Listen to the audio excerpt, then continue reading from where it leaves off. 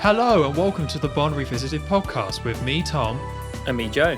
The podcast where we rewatch the Bond films one by one, discuss them, and rank them alongside the other Bond films to build our own definitive list for the Bond franchise. You are listening to episode 15, where we'll be revisiting the film The Living Daylights. I've got a suggestion for you, Joe. Wow, straight off the bat. Off the bat. Something to mix things up. You know, we don't want to be tired and we don't want to be the same old thing. And we're on episode 15 now, so maybe something different is in order. Okay. So, you know how we're all about the ranking, and at the end we rank the films. Yeah, kind of the premise of this whole thing, yeah. Yeah, the whole thing we're doing, right? I was thinking for this film if we should try and guess where the other person is going to rank it. Oh. Yeah. Okay then, yeah. Because I feel like this film, it's not the most polarizing, but I do see it ranked quite high, I do see it ranked quite low, quite in the middle, and when we talk Bond, we're talking Sweaty Sean, we're talking Old Man Roger, we're talking Daniel Craig. We haven't got a nickname for him yet, we'll get on that. So we never talk Timothy Dalton, so I thought it might be fun if we just both try and guess where the other's going to rank it and just see how far off we are, or correct. Okay, yeah. You can go first. Oh, that's good. You try and guess mine. Okay, so I'm looking at your list. I think there's no way you rank it below Live and Let Die, Octopussy, and Goldfinger. I think you're probably going to like it more than On Her Majesty's Secret Service. I think you probably will like it more than You Only Live Twice, but I think you probably had more fun with Diamonds Are Forever. So I'm going to say you're going to rank it below Diamonds Are Forever and above You Only Live Twice at number 10. Okay. I'm not going to say anything. No, we don't. Yeah. Make me wait 4 hours. Oh, yeah. We'll tease this out. All right. Yeah. I'm looking at your list, and I'm thinking it's going to be immediately above a lot of the Roger Moore ones. So we're talking above For Your Eyes Only, above A View to a Kill, above Moonraker. Once we get more middle-ish, though, Man with a Golden Gun, Live and Let Die, I don't know. I think those are good. They're good. I mean, obviously they're good for you. They're in the middle. They're not at the bottom. I don't think it's going to reach anywhere near the heights of, top 5 or anywhere like that. So I'm going to go with, you're going to put it at, I think you're going to put it below Live and Let Die, but above Moonraker. Okay. Again, So I won't say anything. 10, yeah. I will say I have already put it in my rankings. Same. Maybe I'll change it. But to me, there's no, it's not ambiguous. I kind of know what I already think about this film. So I was like, yeah, it goes there. That I feel pretty good about that.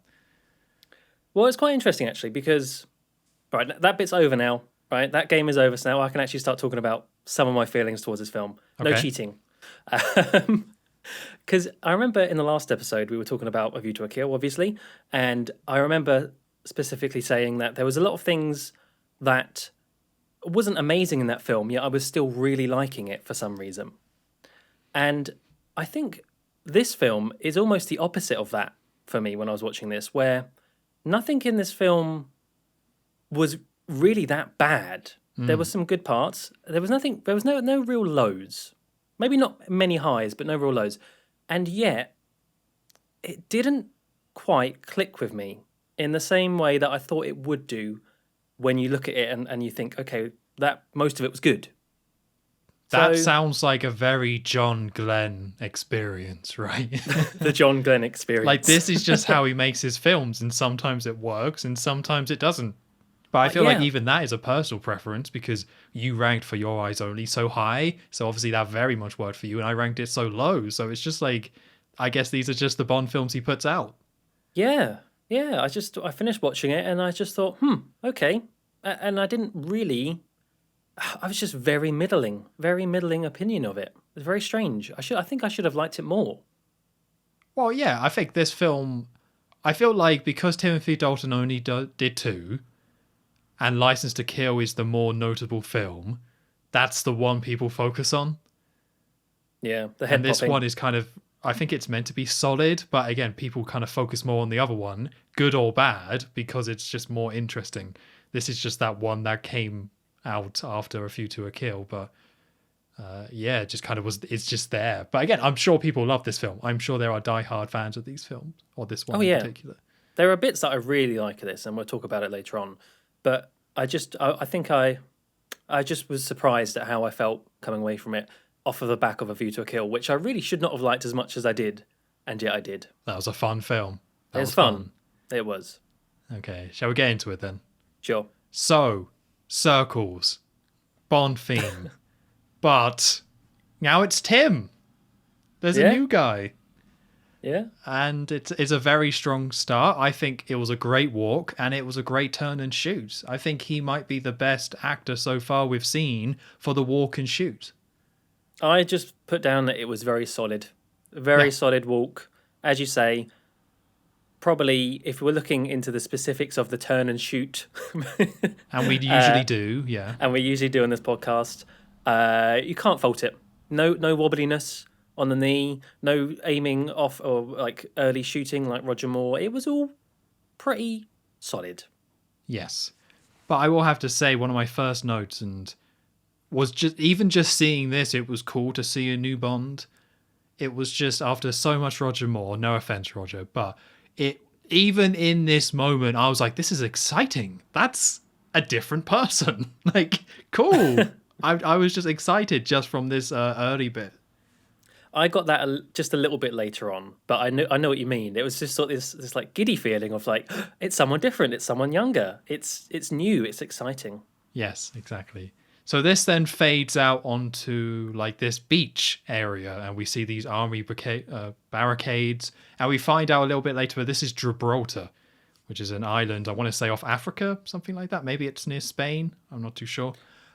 But yeah, so it's this kind of army area, looks very World War II, D-Day beachy sort of area, and we cut to M in a nearby building in this army uniform, and is explaining to these three men, who we find out are 00 agents, that this is a test, and your test is to infiltrate this radar station here in Gibraltar. So we find out these three men and M, I believe, are actually in this big plane going over the top of Gibraltar. So the three men in black jump out and start landing on. For some reason, M like sits down and is like, "Oh, blast!"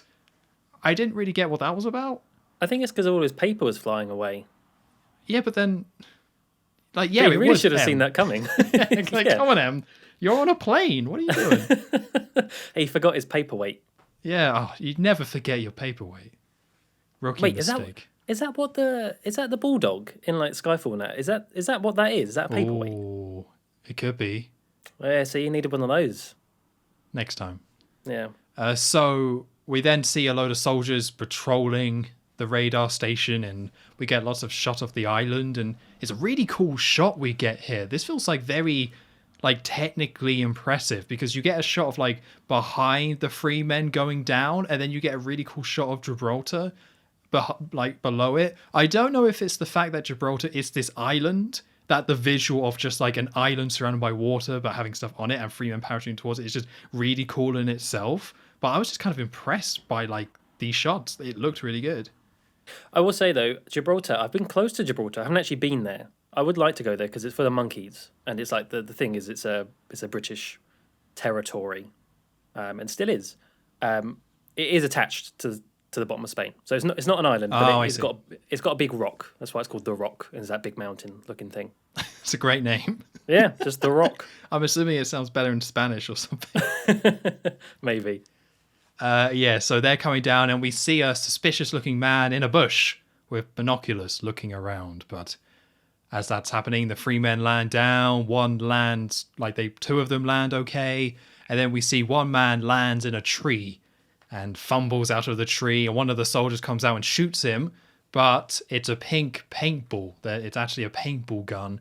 So the whole idea, because it's a training exercise, they're actually using paintball guns. So he shoots him, and he's like, "You're out of it, mate." I can't do the accent, even though it is a British one. But yeah, very British-sounding people in this training exercise.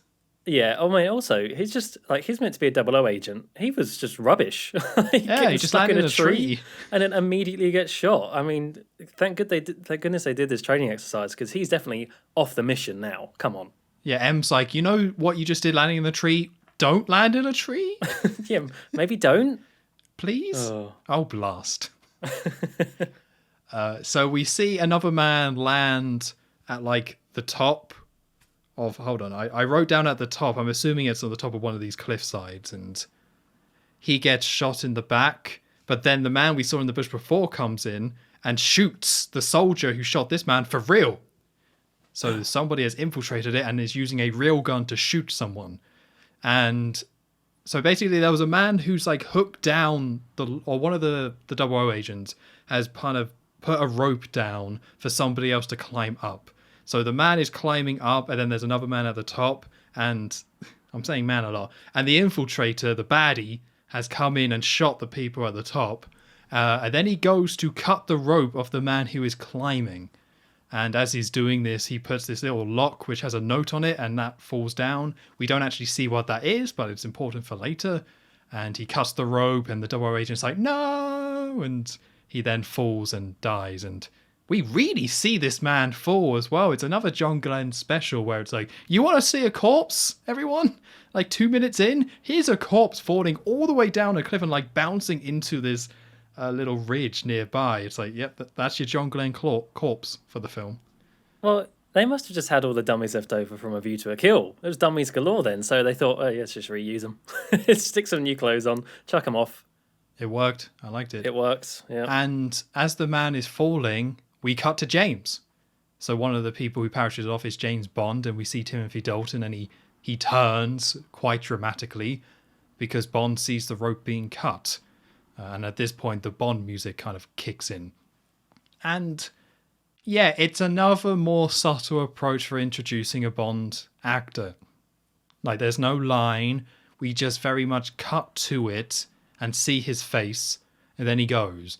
I mean, it very much... I think the setup was really cool about the 3 00 agents. So there is a little bit uncertainty about who James Bond is, and then he does reveal himself, and you're like, that's James Bond. But it's a little bit more subtle than other ones that we've seen. But I think for Timothy Dalton's James Bond, that probably made more sense. Oh, yeah. It's definitely more in tone with his portrayal of Bond, isn't it? And I mean, even then, it is a bit of like a glamour shot. It's like definitely a trailer shot, isn't it? Where, you know, the wind's in his hair as he does this dramatic... You're right, it is very dramatic. It does stand out, this one shot of him turning and facing the camera. Yeah, so it's like, yeah, it stands out. You know what they're trying to do, but they don't treat it in such a big way. Nice balance. Good job, John.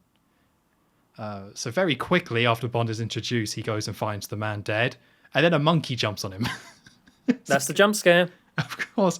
Well, there's actually a second one as well later on, I think, as well. Oh, is there? Oh, okay. I thought that was it for the jump scare. Animal jump scare, monkey this time. But was there another one? I guess. Well, I think there was one towards the end, but the monkey's the big one. I think that's what you meant to walk away. You know, the monkey jump scare. Great. He likes to keep us on our toes, old John. Yeah. With what animal it's going to be next. Cat, bird, dove, monkey. So this man, I'll call him the assassin. So the assassin finds this truck and jumps in, and he starts driving away. So Bond starts running to try and catch up with it, because this is on this island of Gibraltar. So the roads are quite windy, so Bond is able to kind of run along. And as he's running, one of the soldiers who doesn't know what's going on shoots at him and hits him with a paintball. And he's like, "Oh, you're dead, mate, you bloody, you geezer." But Bond is able to jump on top of the truck, and we get a kind of this scene of Bond trying to get into the truck as it goes like winding down, and we have a very like funky sort of beat kicking in. Like, it's another very like 80s style action score for this, but I actually quite like this one. I think this one wasn't quite as in your face as the stuff as we saw in For Your Eyes Only, so I actually quite enjoyed this music here. Yeah, I think I still preferred the one from A View to a Kill. Yes, which was also used in the pre-title sequence, but this one is still good. It is still good, yeah. Yeah, it's like, so the A View to a Kill one was a bit more cool and kind of controlled and weighty, where this one's a bit more funky and upbeat. It's more energetic. But that works too for what they're trying to do. So the man is shooting upwards, trying to get Bond, and the truck then drives into all the guards because there's like this checkpoint, and some of the guards with the guns, he hits them. And then one of the guards shoots a real gun at the truck, which hits it in the back.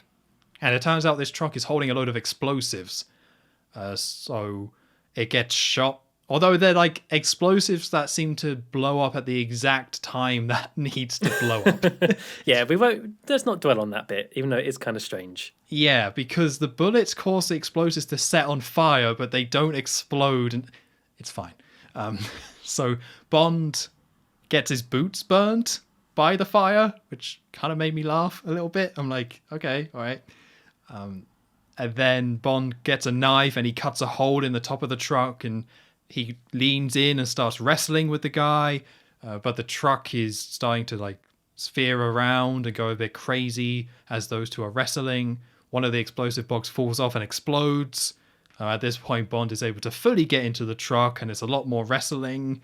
We see some more monkeys because, of course, I don't think they really do anything. They just like to get a lot of shots of monkeys in here for, I guess, the reason you said that Gibraltar is known for monkeys. Yeah, it's like a touristy thing. You go up there and they jump all around you and steal food off you and stuff. Yeah, we see a lot of tourists here as well, although the screen of the truck is completely covered by paint. And also the assassin is wrestling with Bond, but somehow they still drive perfectly. It's another thing, you don't think about it too much, but they do take a little bit of liberties with this one, with the explosives and this truck that's meant to be like driving on these really tiny roads perfectly somehow. And there's this huge fire in there at the same time, but it's still managing to avoid all the cars and everything, yeah. Yeah, it's a little ridiculous. So Bond eventually gets in and the truck just drives off. It just, I say they drove perfectly, they did until they didn't, and just drives off the edge and goes towards the ocean. But as it's falling, Bond knocks out one of the windows. I can't remember, does he pull the parachute or does the assassin put it for him? I think he does. Yeah, that would make more sense, right? So he knocks out the window, pulls his parachute that he had on him, and then he goes flying out the truck. The truck then is falling into the ocean. And of course, it can't just fall into the ocean. It then explodes because of all the burning explosives on board. So this leaves Bond in the air with a parachute, just trying to land, and his parachute's on fire a little bit, so he's coming down quite fast. And he sees a ship below, and we cut to that ship, and it's a woman in a bikini just sitting on or lying on the phone, being like, "Oh, if only I can find a real man. It's all just toy boys." And at that second, Bond lands on the roof and rolls off, and she's like, "Who are you?" And he's like, "Bond, James Bond." And she offers Bond some champagne, and he's like, "You better make that too." And there we go. There it is. Yeah. I think this is what you were talking about, where I can't really pinpoint why I like this that much, but I was really into this. This did make me excited for the rest of the film. Maybe it was the excitement of seeing a new Bond was enough to carry this for me, and I do think the music was really good as well. But when I think about it, the actual thing itself is really standard and whatever. But for some reason, I was just really into it and really enjoyed it straight off the bat. Yeah, that's the thing. I think I'm seeing the standardness of it, but I'm not getting the excitement from it like you are. To me, it was just a bit plain. Like the only thing that really happened is the car veers off the off the coast, off the cliff, and then explodes. But I do like.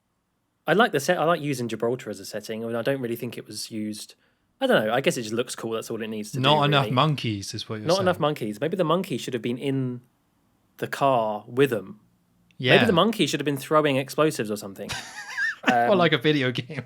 Yeah. Donkey Kong. There we are. Yeah. But yeah, to me, it was I don't know. It was all right.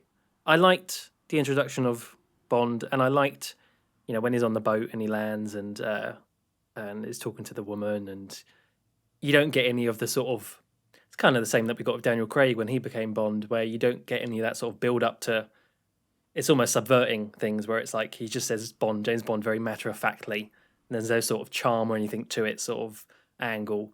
And, they definitely are trying to set Dalton apart from Roger immediately off the bat with stuff like that. Yeah, I think it was as I say earlier, it was just fine. Very, very fine for me. I understand that, yeah. I just think there is a real worth to when you introduce a new Bond and have this opening sequence to keep it maybe a little bit more standard.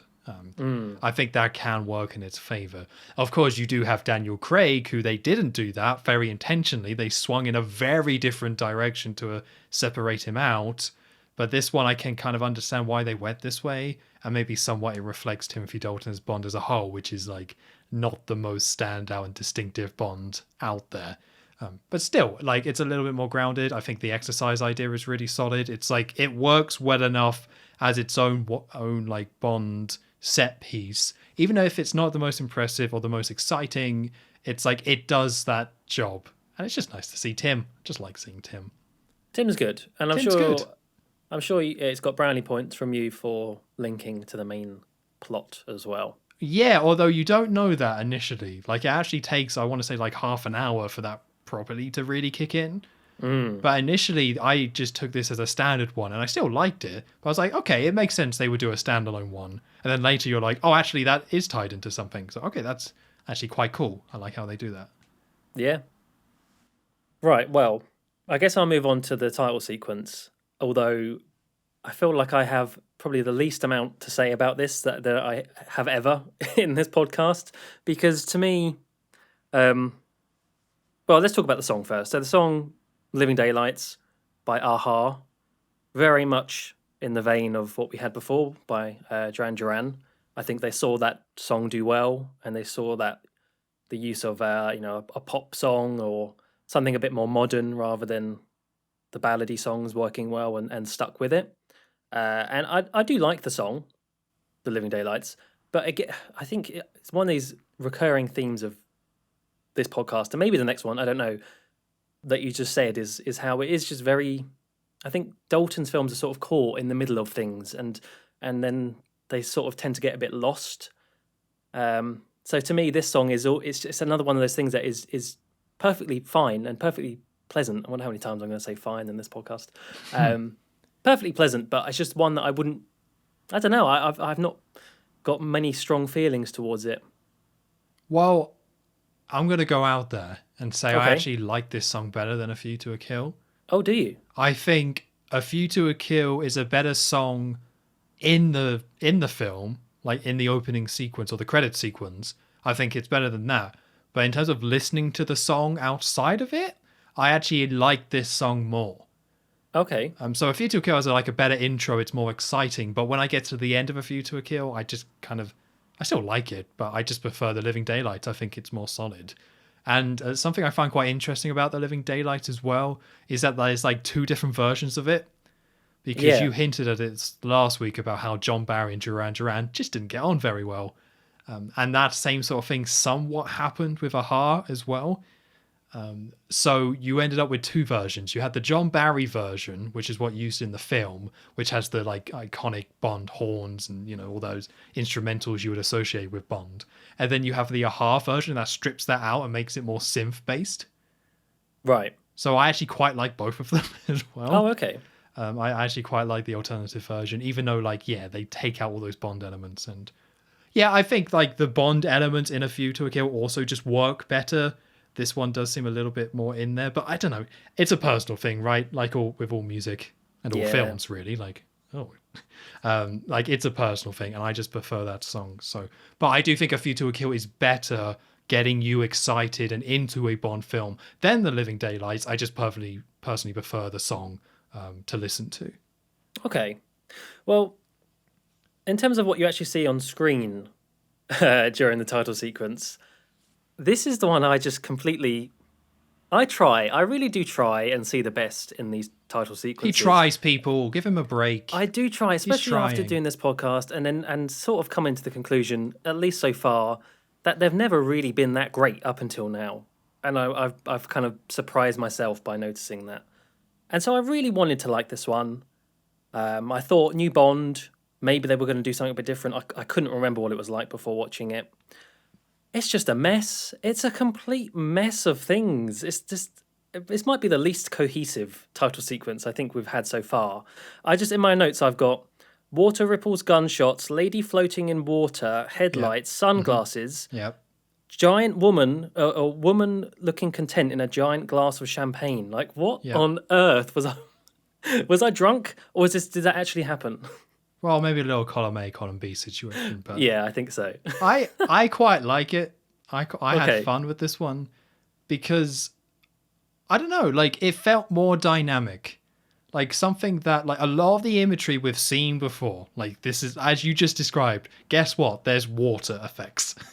Guess what? There's silhouettes and women as well, and women holding guns. There's a lot of women holding guns in this one. They Yeah. went all in on that for some reason. But this one, I like that it felt a little bit more dynamic because you get a lot more moving camera angles and moving cameras in this one. And it made me realize, like, yeah, they never really move the camera in a lot of these.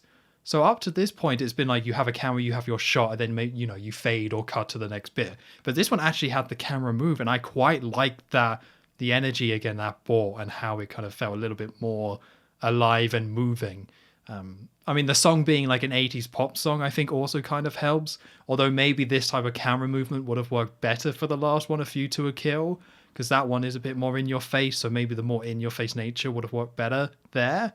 But I don't know. Like it felt like a bit more effort, and I think that's all I kind of really want. There's a little bit more variety, a little bit more effort. The theming isn't quite there, and there's some things that are still a little bit awkward and weird. But it was more visually interesting because the camera moved. Like it made a big difference, I feel. Yeah. I'll give you that. It definitely was more interesting visually, but mainly just because I was confused about why there was a giant glass of champagne with a woman in it. But I wonder whose idea was that. Yeah, I can't really justify that. I don't know. I got nothing there. Yeah. I mean, there's always champagne in Bond films, so I guess they just thought now was the time to have that in the title sequence as well. Let's just put a woman in there as well. Why not?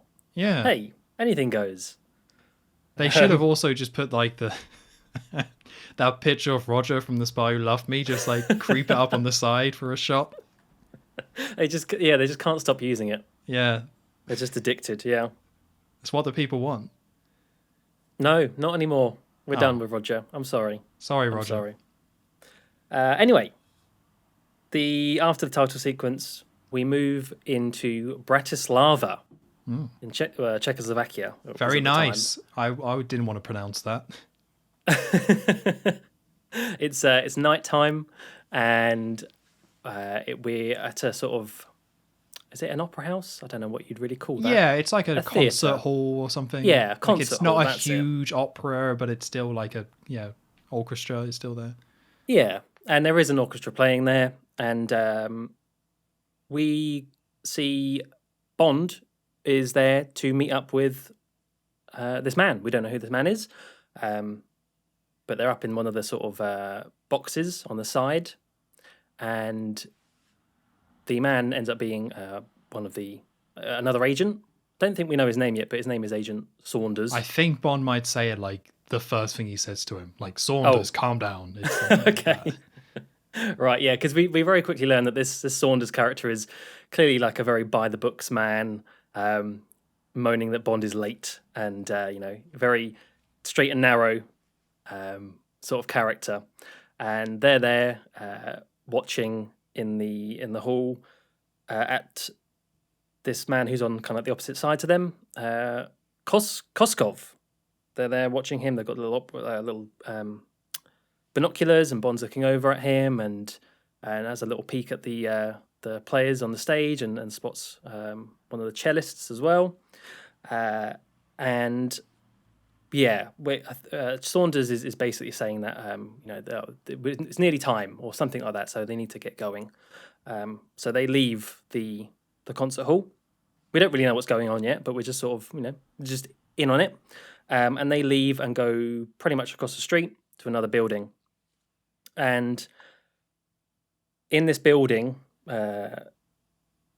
Saunders goes to turn on the lights, and Bond says turn off the lights, because we very quickly realise that they're here to... Well, Bond takes out this humongous gun. This gun is huge. And he also does this really cool thing with his tuxedo jacket. I don't know if you spotted that, but he sort of like flips up the lapels of it, and then it turns into this sort of covert thing. I don't know how to describe it, but it looked really cool how he did this.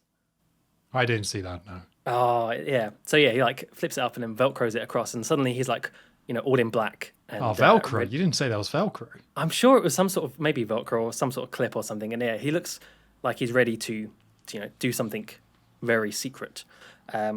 Because the idea is that this is Saunders' mission, and he is here to help the defection of that character we just saw, Koskov, who's going to try and escape through that theatre house and that theatre and get to them on the other side of the street.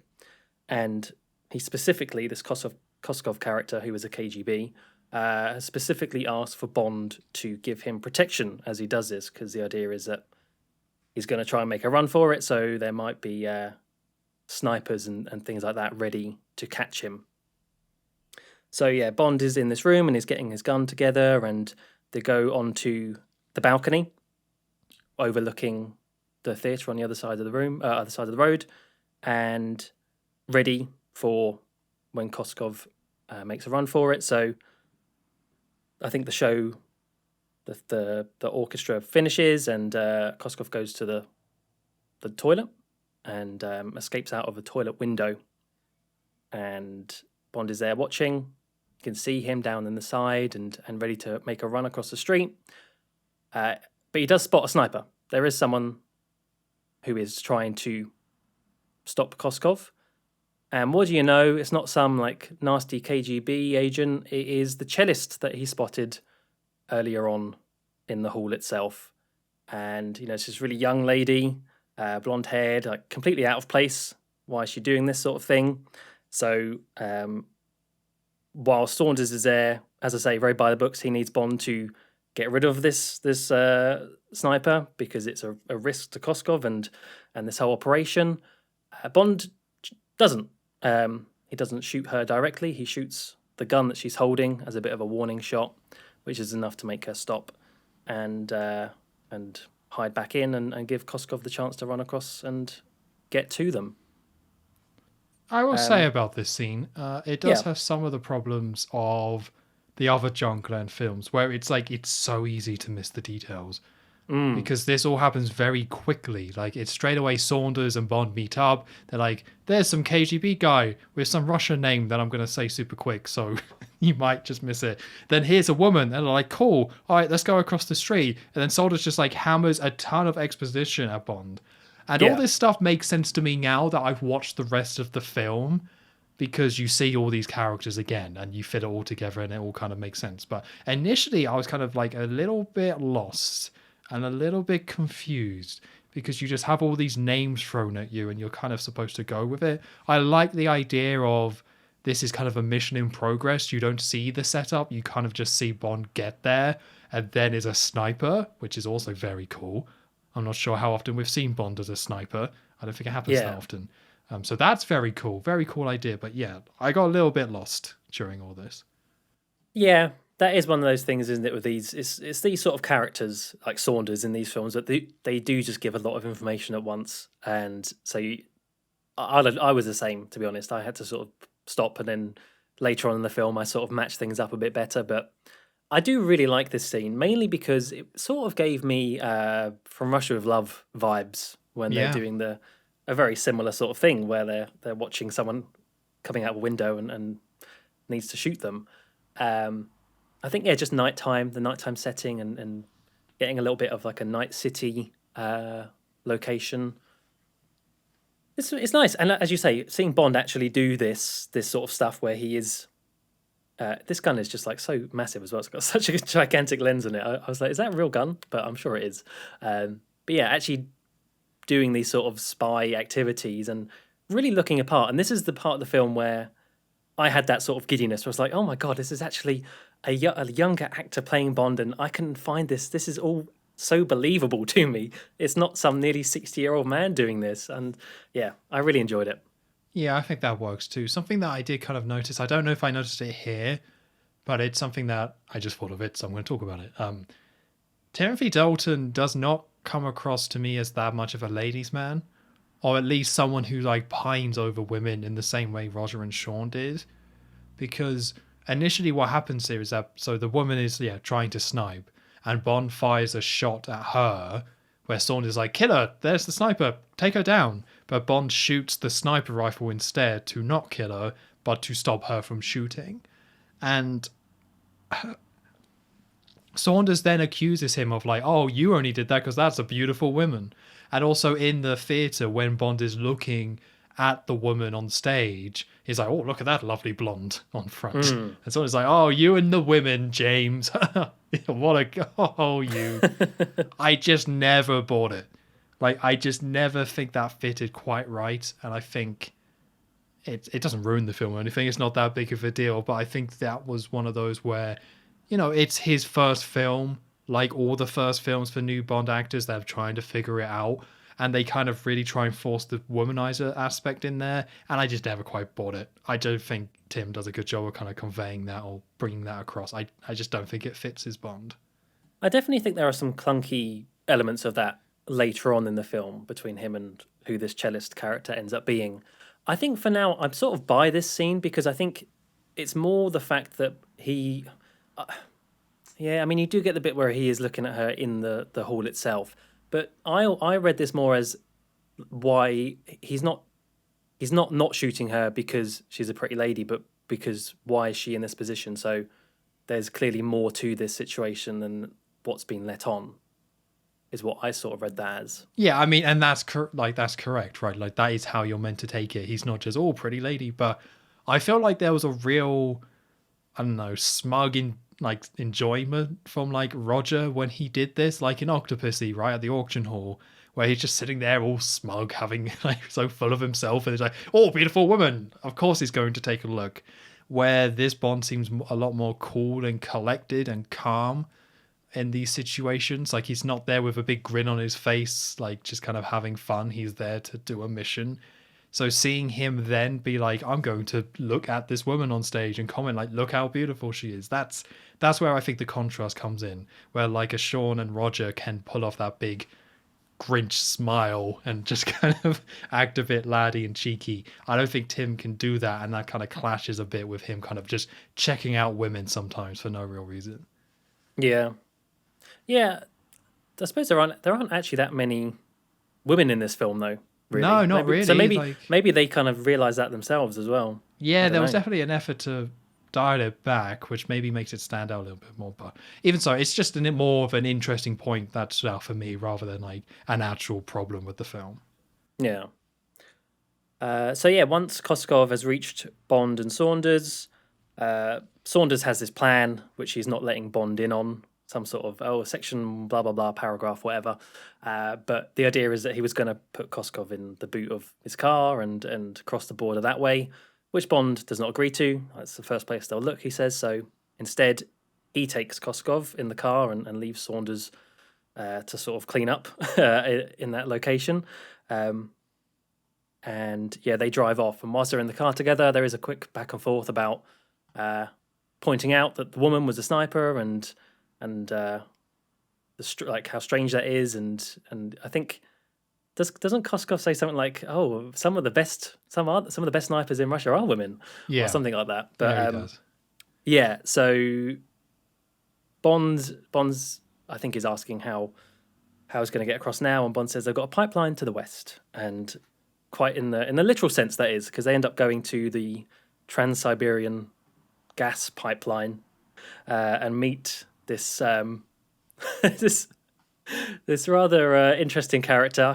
She probably has a name. I can't remember what her name is, but she's there, who works there at this pipeline place. Who's obviously good friends with Bond and has met him before, and is a contact of Bond's and is willing to help him out in this situation and get Koskov across the border. Did you catch her name by any chance? No, it looks like it's Rosika. Roska, maybe? Roska, okay. Yeah. She's listed a lot higher in the credits than, like, she's higher than Q on the Wikipedia page. Wow, okay. I mean, yeah, she's an interesting character. She's not that good, though. Yeah, she's very quick. Although, get used to this with this character. It happens all the time in this film that James Bond just knows everyone, everywhere. Like, he just walks into a scene and there's a stranger and he's like, Mr. Bond, good to see you again. And she's like the first of many, because this just happens all the time in this film. Yeah.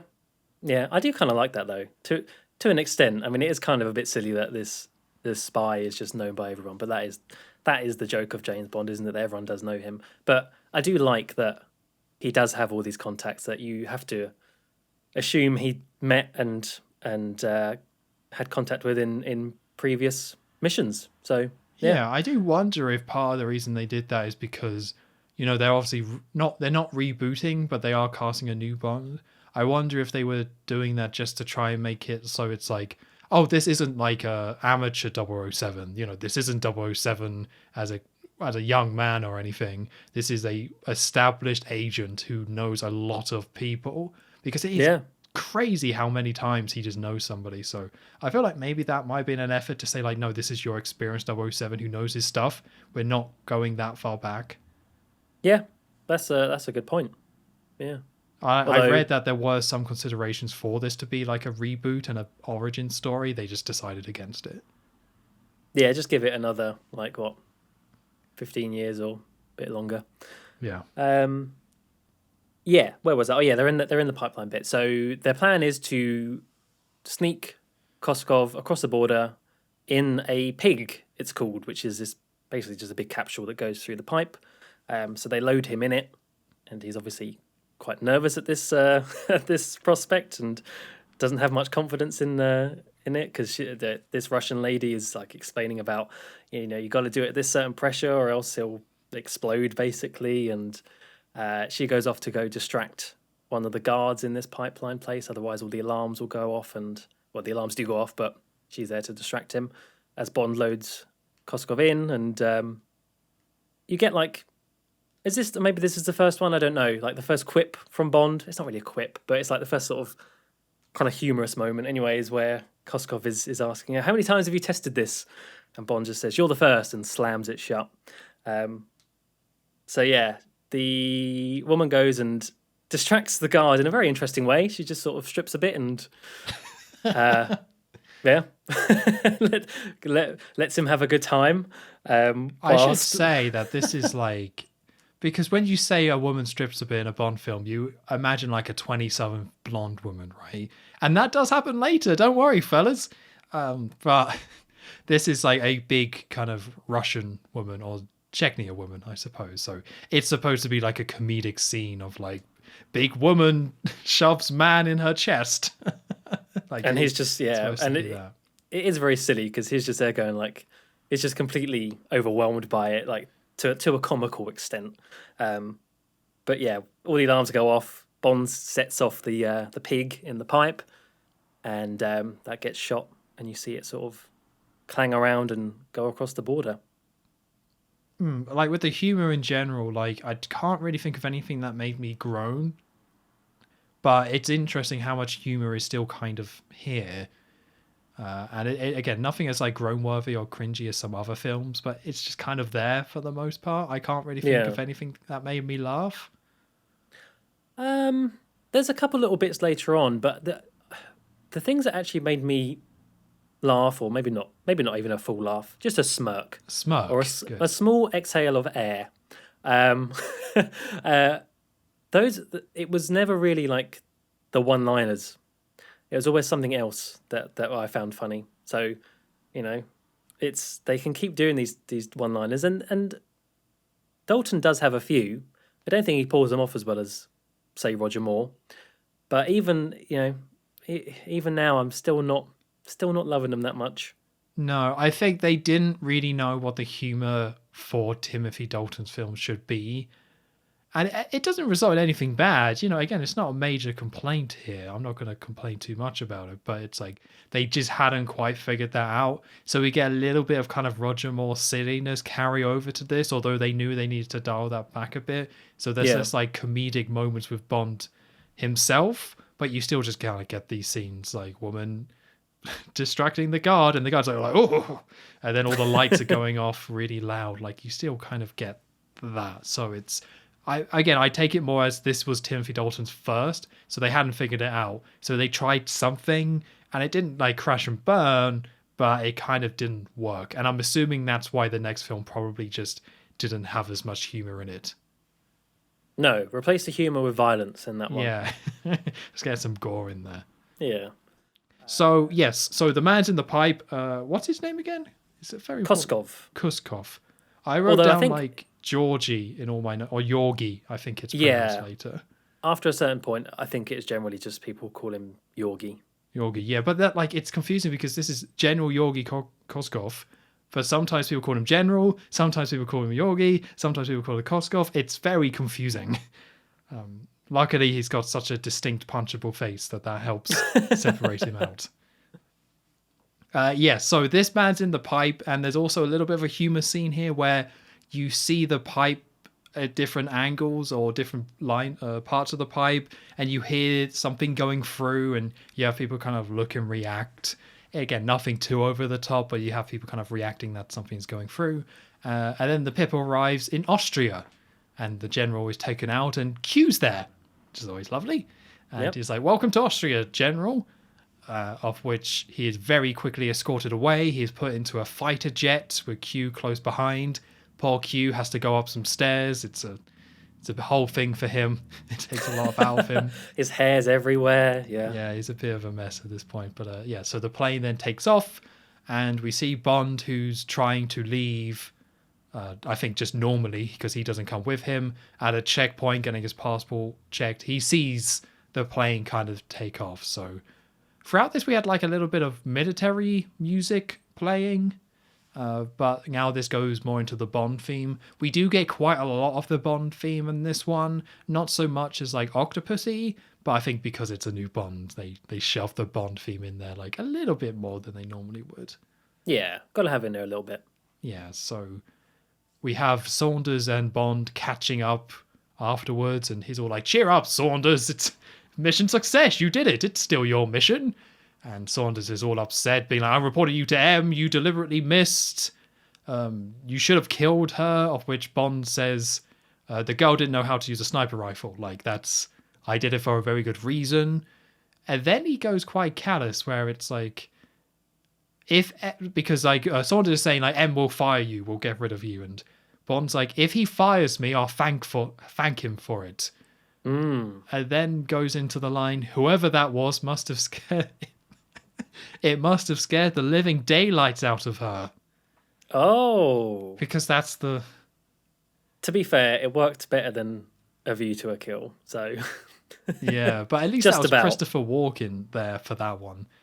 This one is Timothy Dalton driving a car being like, "The living daylights."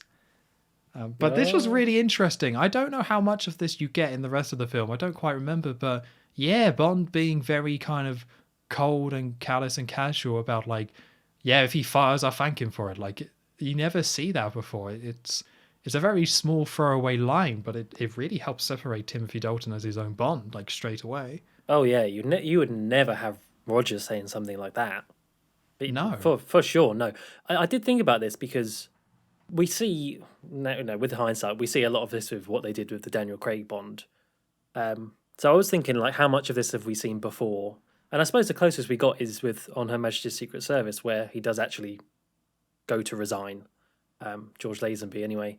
But yeah, I don't think you really see this aspect of Bond very much more in the film, where there is a part where he kind of butts head with M, but it's a shame because I kind of saw this line. I thought, oh, right, yeah. They're going to go down that line of he's very, he's an agent, but he's very blasé about it. He's maybe been in it for too long. He sees what it's doing to him sort of thing. But it isn't really addressed very much more. No, I think the way they do kind of flesh this out is about Bond is someone who does things his way. To heck with the rule book. He doesn't care.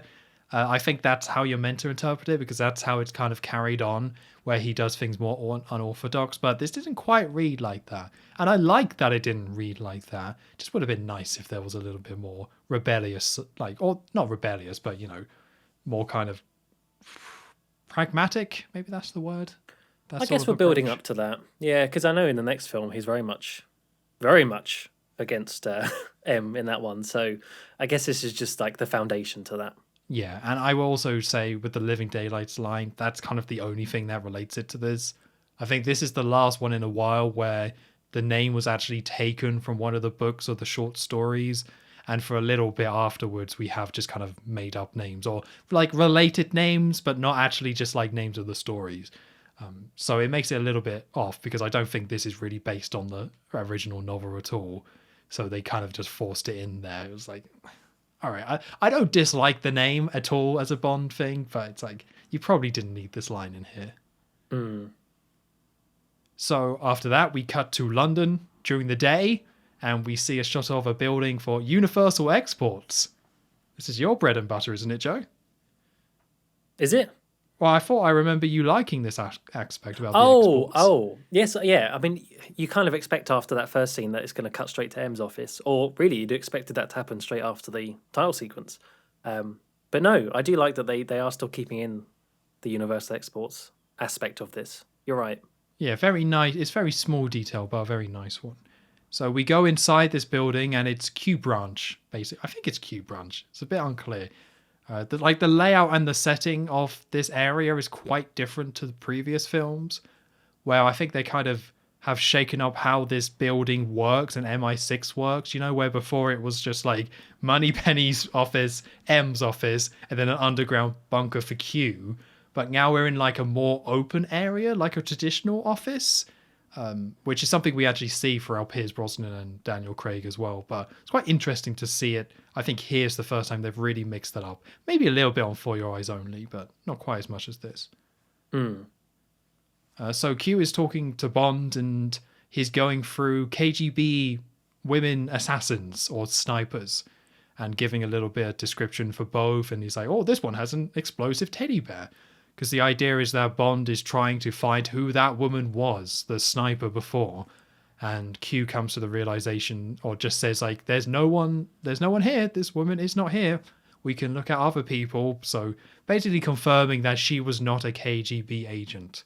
And as this is happening, Moneypenny walks in, but it's not Louis Maxwell. It's New Woman. I think her name, I might be getting this wrong because I have not looked it up. I think her name was Caroline Bliss. That sounds right. Yeah. So she comes in and talks to Bond and says, oh, M wants you. And so she's not in this film much, the new Moneypenny, but she's still just bad. Oh. Like, I just got no kind of charisma and charm from this woman at all. She just felt an actress that looked like a young Moneypenny. They slapped some glasses on her, and that was that. But I just got no... Like, it's not even like...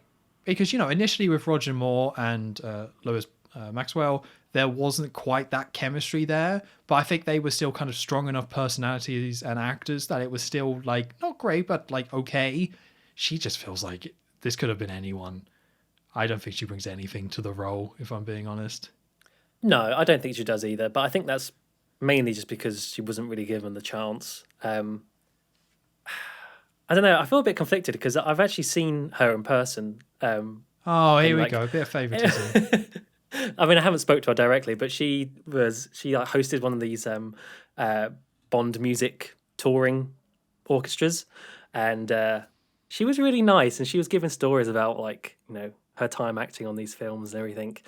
So I am a little bit biased here, but yeah, it is very much like she looks like a character which you're meant to, like in a film where she's meant to be like a really nerdy woman or a really ugly woman, and then you take off the glasses and you uncurl the hair, and then suddenly she's this beautiful woman.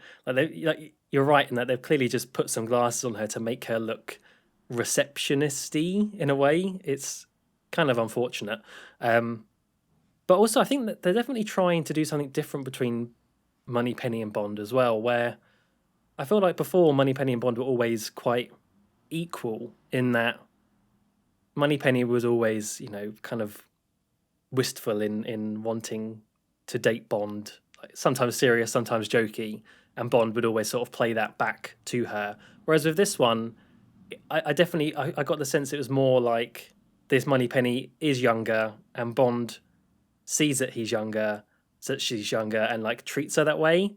So when she's talking about, is this the bit where she talks about a Barry Manilow collection, or is that later on? Oh, that might be later. That might be later on, but anyway, there's a bit where he puts her.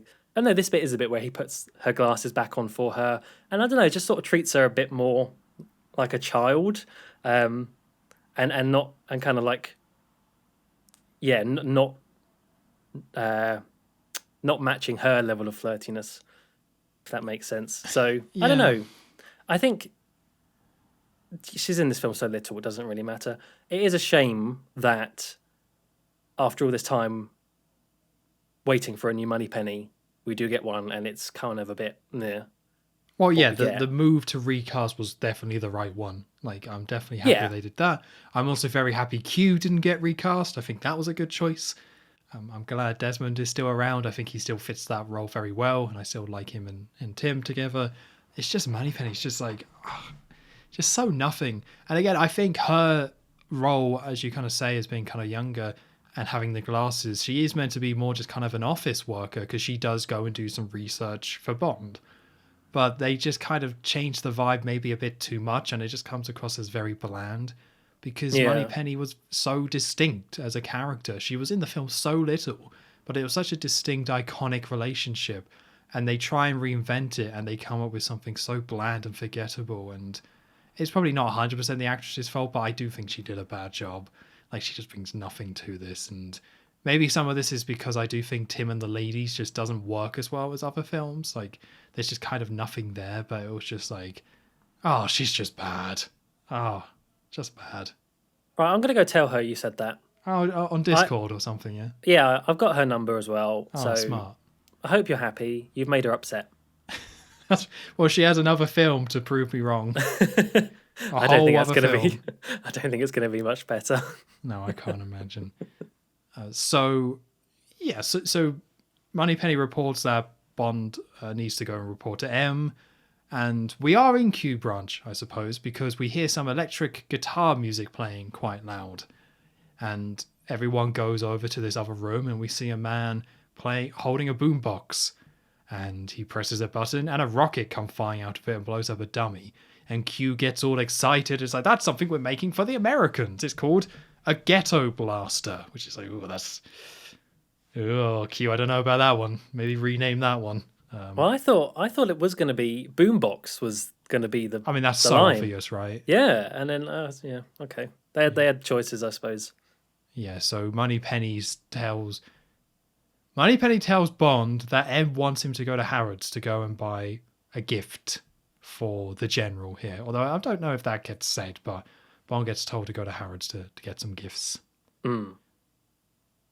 So after Bond is told to go to Harrods, we see, well, initially an American, because this guy is running in the country. Like, it's a random shot in the countryside, and we see a man jogging, which it is an American accent he's using, right?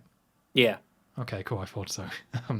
Which is a little bit weird. I don't know why he would pick an American accent, because it doesn't look American. It doesn't matter. So he then jogs past a milkman, a very traditional looking milkman, and as he jogs past, he then comes back, and the milkman is just doing his thing, loading up his truck, and the American, using his headphones, I believe, because he was listening to music, he comes up behind the milkman and he strangles him. Gives him the old strangle. Oh, no. And yeah. At the same time, we see Bond entering through a black gate, I think. And we see a very big, fancy-looking grounds. It's a very big, fancy house. We get a lot of these in Bond films. I didn't quite realise how many times Bond just goes to an extremely over-the-top fancy estate. But here we are again. It's not quite on the French level from last time, but it's still a nice-looking place, don't get me wrong. I wouldn't mind living there. No, it's very nice. So we see Bond go up there, and yeah, lots of people tending the grounds, that sort of thing. It's very like British countryside, over the top. So he goes up to approach the door, and the rake nearby beeps, and that's because Bond is carrying a gun. So somebody has to be like, okay, Bond, you got to leave your gun behind. So he leaves his guns behind. And inside we see the general is there, Koskov, and M. And I think the Ministry of Defence as well, Sir Frederick Grey, he's still with us. It's still there. It's still hanging around. I'm surprised. Quite surprised. Yeah. So they're all at the table of this big dinner room, and Koskov goes up to Bond. He's like, thank you so much. I knew you would do it, 007, and kisses him on the face. Very French kind of style. And Bond gives the general the presents that he picked up, and we get a little bit of a gag here where the Koskov is all like, "Oh, this is amazing! Such great taste you have." And Bond then gives M the receipt. He said, "Oh, it was because apparently he was meant to buy something specific, but Bond was like, oh, they were out of that, so I bought the old thing." So M looks at the receipt, so oh, blah blah blah. Bluster, bluster, bluster. Yeah, I don't know why he would do that. I'm not too sure what they're doing with M here. This is the second time we've had like a little bit of a joke of him reacting to something. It's like the old glass moment, and now we have this. I'm not sure who told him this was funny, but yeah. So we see while this is going on, we see the milkman or the American who was jogging, now disguised as the milkman, pull up to the gate. And the guy at the gate who's guarding it is like, "Who are you? Like, where's the usual milkman?" And the guy who's here, the henchman, is all like, "Oh, he has the flu," but this time in a very like British accent, like, well, geezer sort of accent this time. Yeah. So the guard searches the man, doesn't find anything, and then lets him through. He's all like, "What's the hands, mate?" Very, very over the top. So we know that he's very good at accents. Yes. Well, Whoever this man is. That doesn't really mean much later on, but he can do it, all right? Yeah, if you need him to. So then we go into the room again where Koskov is explaining stuff. So it's another plot dump, and I might get something wrong here. So feel free to correct me, Joe, as I go. God, you're relying on me. That's not how this works. I might need the backup on this one. So Koskov explains that he defected because General Gogol left. He's no longer the head of the KGB, which is a nice bit of continuity, I suppose. If the amount of characters they never talk about or speak about ever again and just gets like written out. But no, Gogol has to get a mention.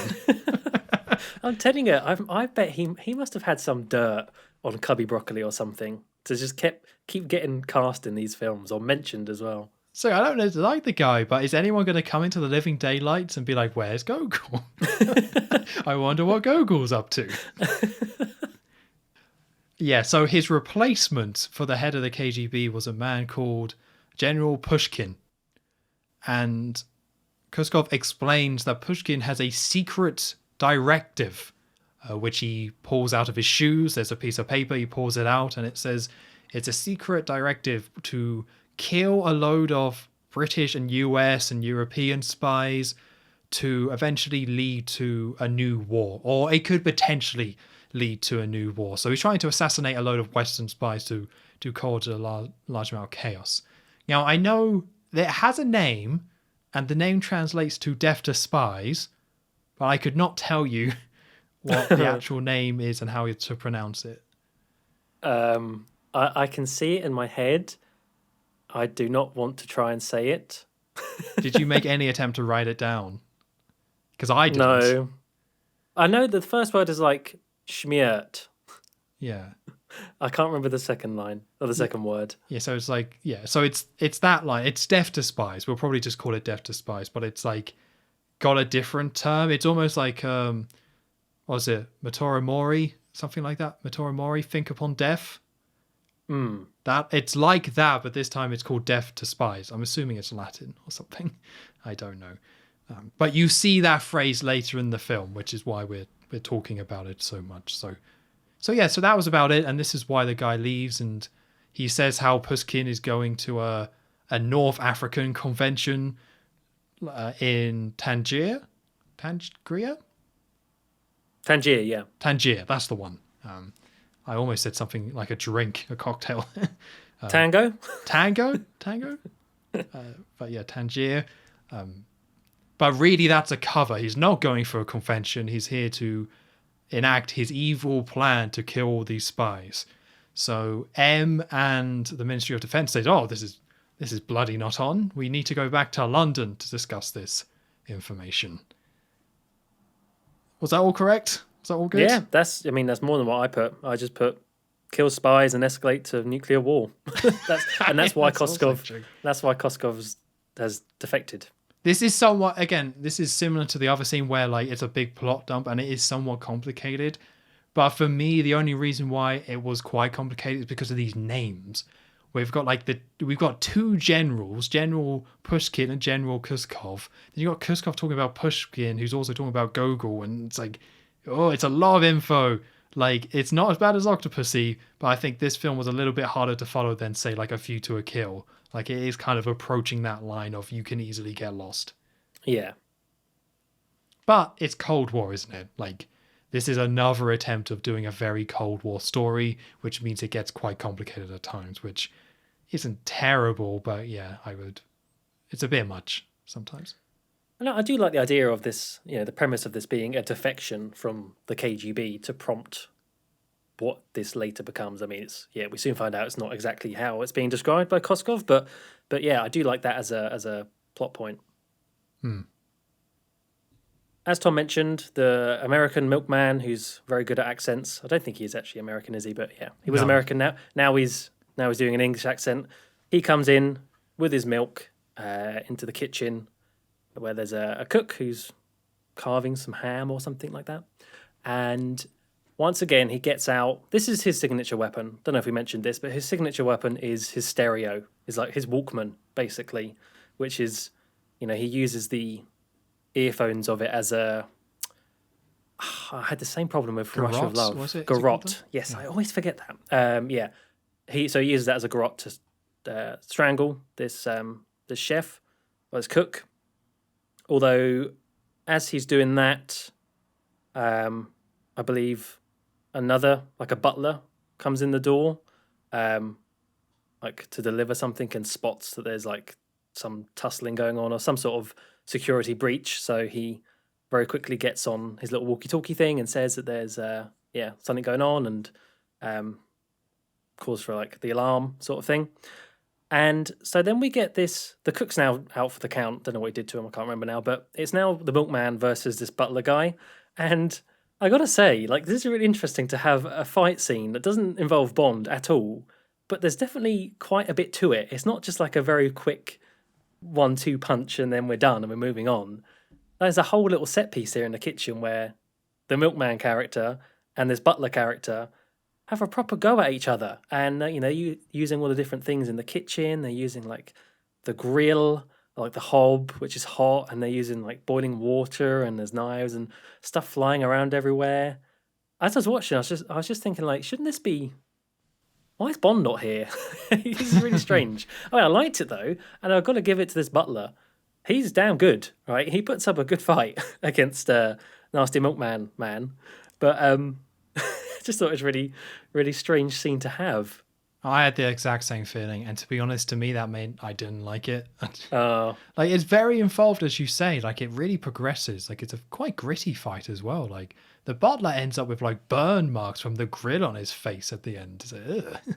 Yeah. But to me, I found it too distracting. Like, it was just too distracting to just have like this milkman fight this random dude. I just wasn't invested in it at all. I kind of would have liked if they just kind of cut this or shortened it. It's like, so I appreciate the effort. It's something different. I can appreciate that, but to me, it was too weird that it was so disconnected from what you would normally get that I wasn't really into it.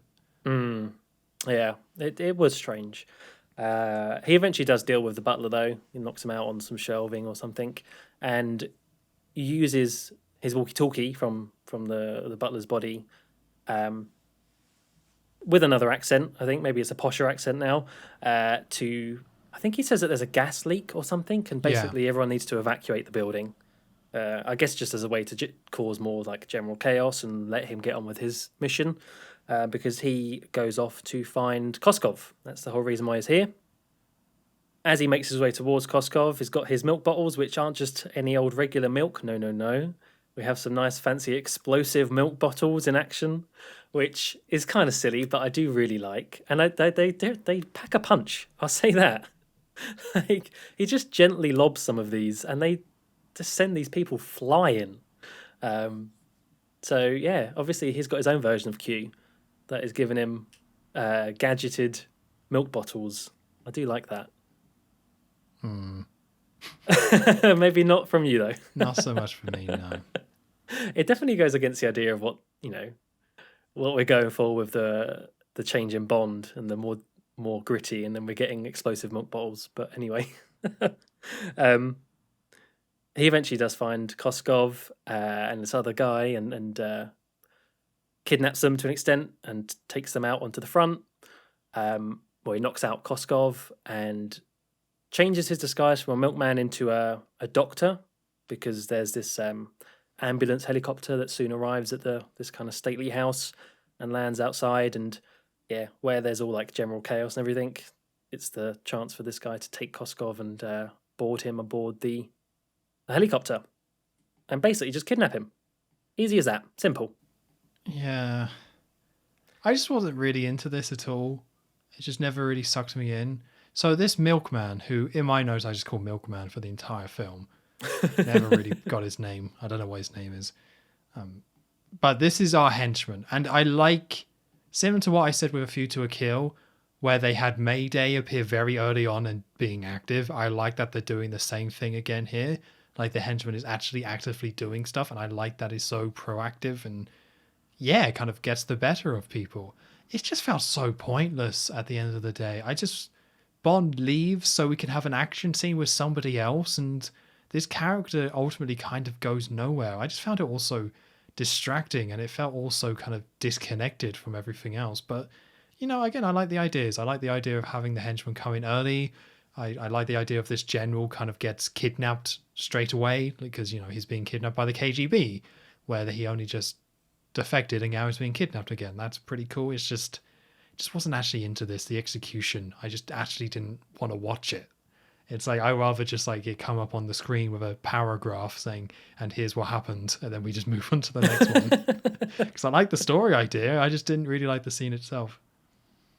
Yeah, I mean, it was a lot of set up just to get Koskov out of the situation again, from the perspective of the British intelligence. And he's definitely no Mayday, this character. His name's Necros, by the way. Oh, Necros. This henchman. Is definitely no Mayday. I take back what I said earlier, though. I think I said earlier that his accent doesn't, his ability to change accent doesn't come into play. I guess it did right there, so I was wrong.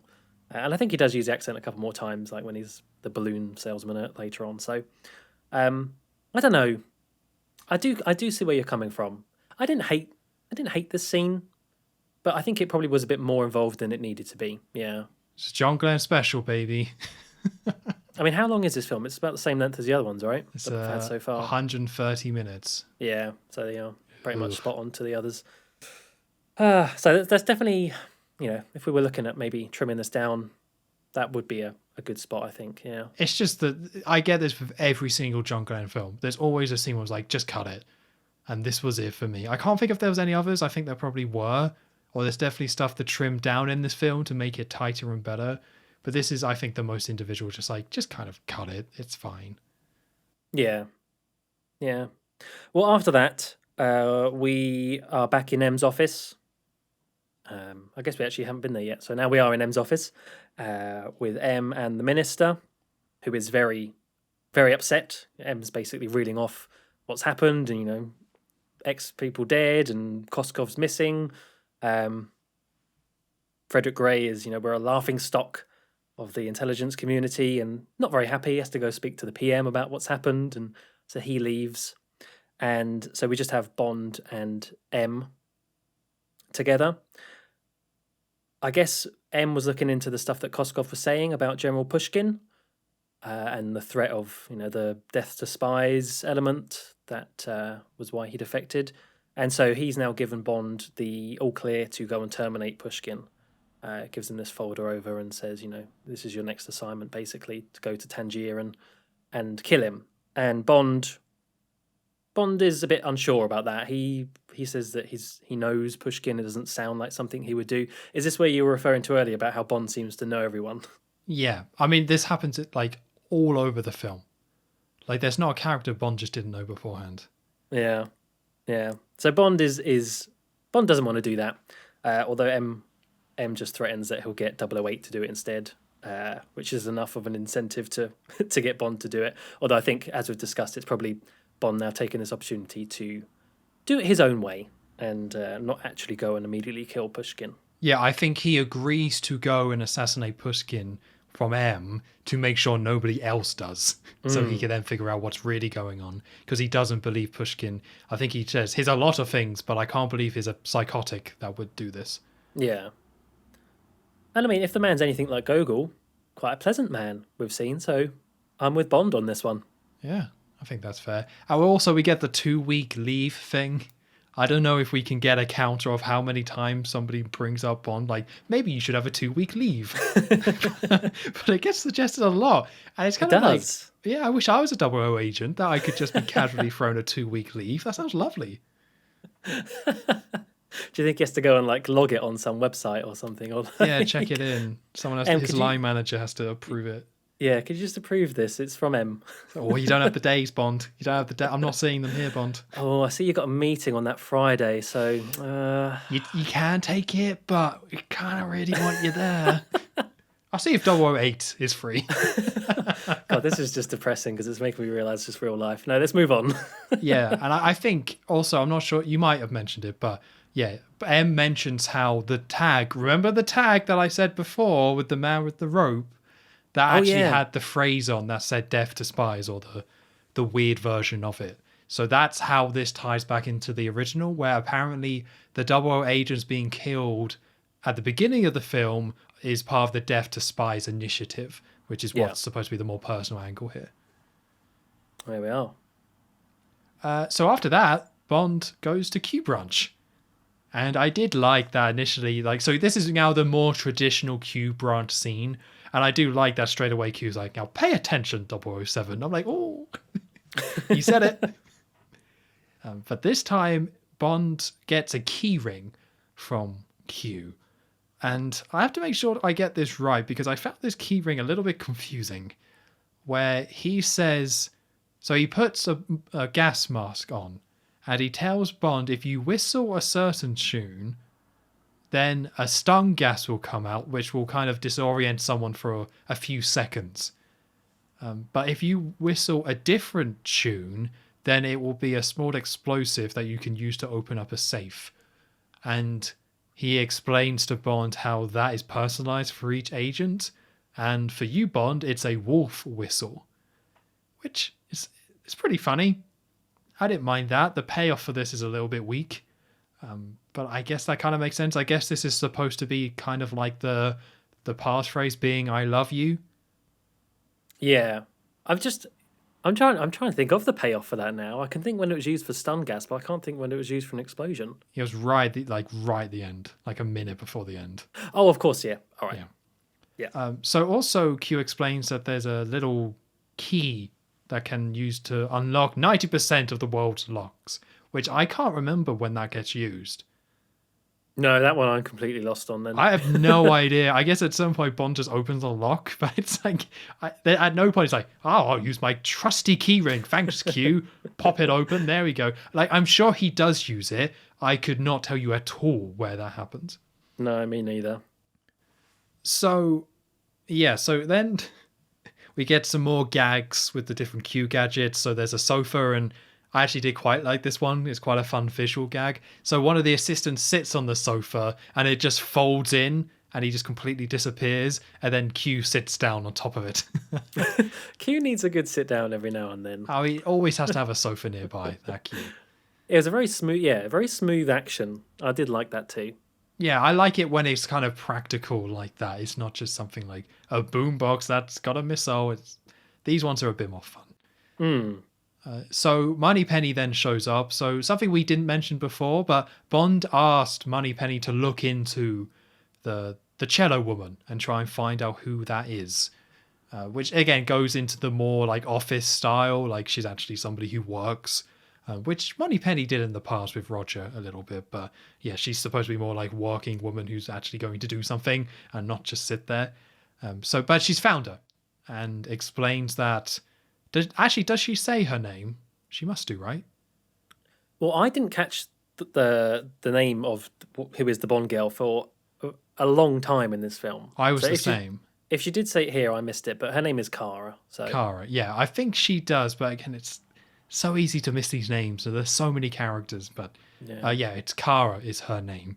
And Moneypenny explains that she's off currently because her arm is injured, hinting at she injured it when Bond shot at her. But she's going to be back playing again on Thursday at why can't I remember the name of that place? Tangier.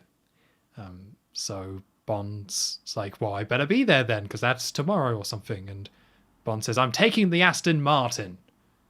And, well, that's basically it, really.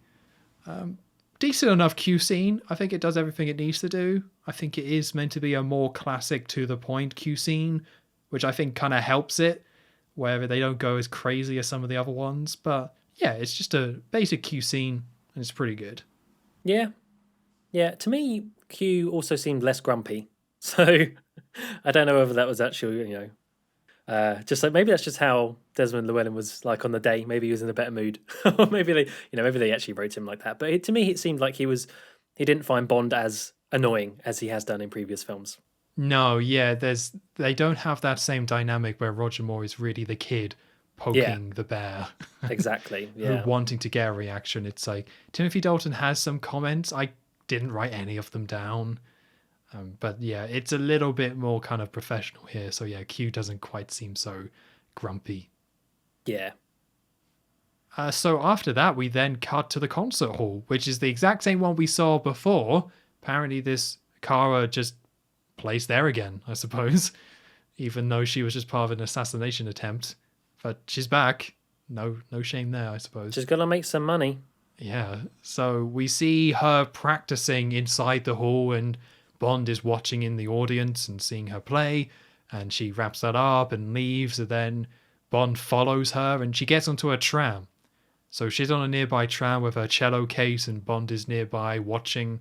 So she hasn't spotted Bond, but Bond is just kind of watching her. And the tram stops. And we see a load of police nearby looking around a building, and a very creepy looking man in a jacket enters the tram. And I think a second man enters as well. And these men just walk up to Kara, grab her, take her away. And Bond just kind of watches this all. Yeah. Like, it makes sense that he does, but it was a very odd thing to see that these agents were just taking this woman away. Because eventually, like, we see her get put into a car, and we see the evil man, or an evil looking man, who is Pushkin. So earlier we did actually see a picture of Pushkin on one of the tables when they were in London. So this is actually Pushkin who is there. So we see the woman has been shoved into a car and taken away. But yeah, it was very odd to see Bond just watch that happen. I feel like nobody else's Bond would have done that. Only Timothy Dalton would have done that. Yeah. I was expecting him to make a move to try and follow.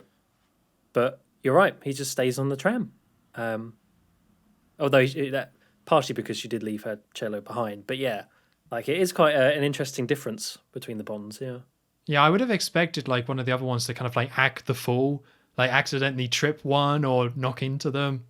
Not necessarily like fight them, but like be like, oh, sorry about that, or terribly sorry. Just something like that, like where we get Sean Connery acting like he's somebody else doing a Dutch accent or something, or Roger doing his old like, oh, I'm sorry, I didn't know, darling, or something. Yeah, darling.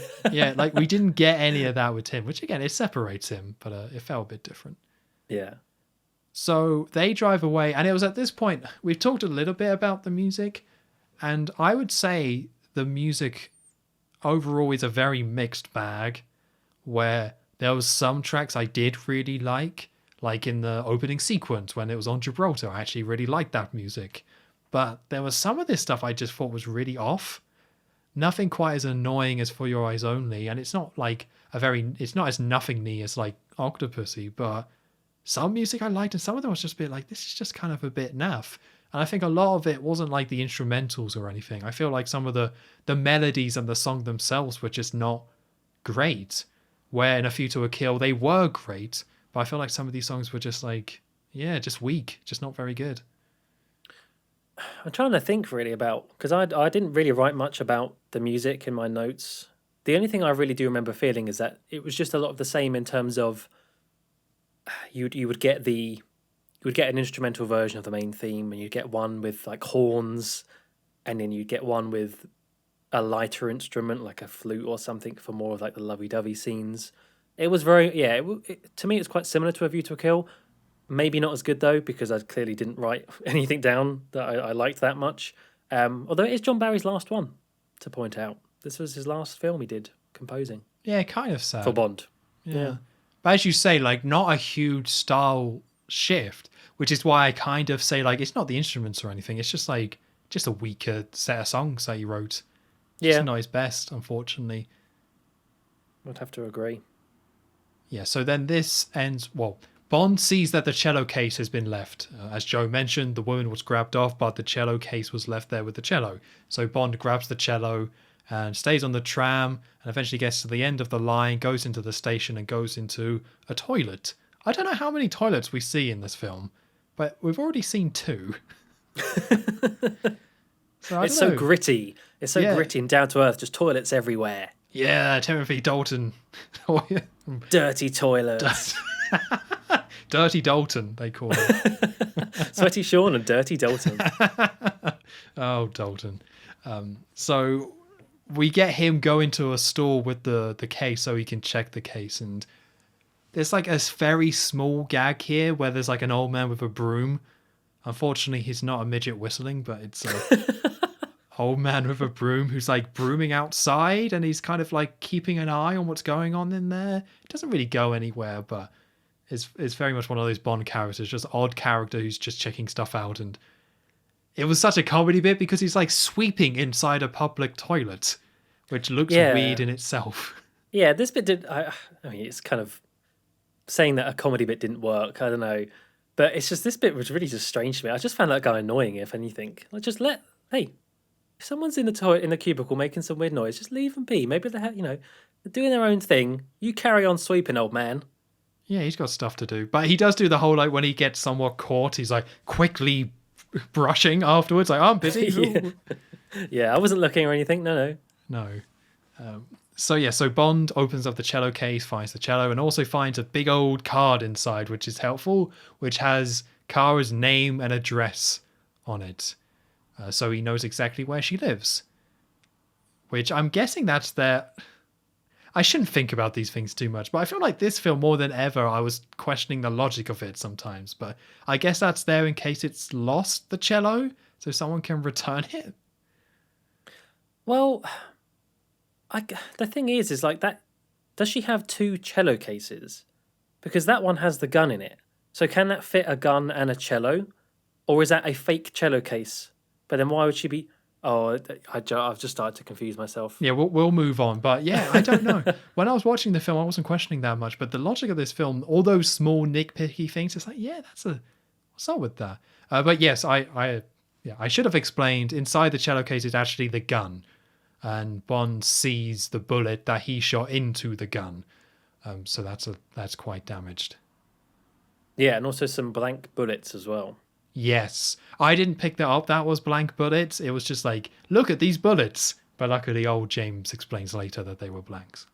Yeah, I'm the same. I don't know enough about bullets, but thankfully the film does spell it out for you. Yeah. We see Kara returning back from wherever she was taken with Pushkin back into her home. And she comes in and her flat has been trashed, presumably by the KGB when they were looking for things. And as she walks in, behind her is Bond. Bond has tracked down the address and returns back the cello case. And you might have to help me with kind of what they discuss in this scene, because a lot of it I think I missed. But it's, she's there questioning who this man is, and notices that he's English, because I guess she presumed it was going to be another KGB agent after her. And Bond is obviously there to find out information about why she was there that night.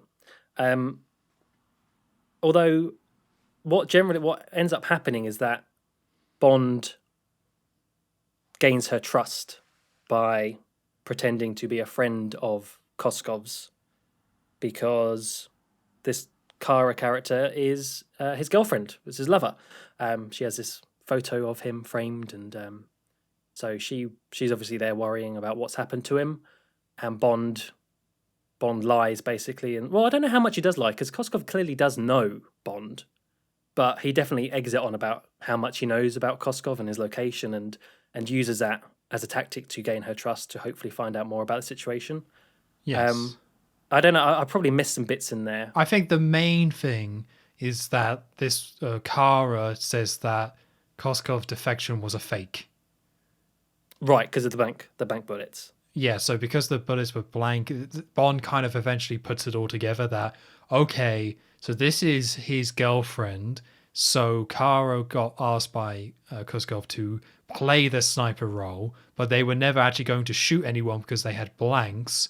And then he was taken back. So the whole thing was basically just a fake, which is when Bond says, okay, well, he pretends to then be friends of Koskov to gain her trust because obviously she's in whatever's going on here.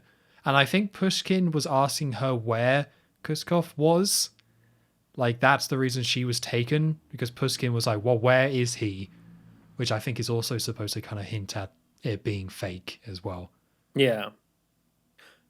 The only thing I'm having trouble now working out is, so this scene, the scene in Kara's flat ends with them, Bond wanting to go to Vienna. But why does he want to go to Vienna again?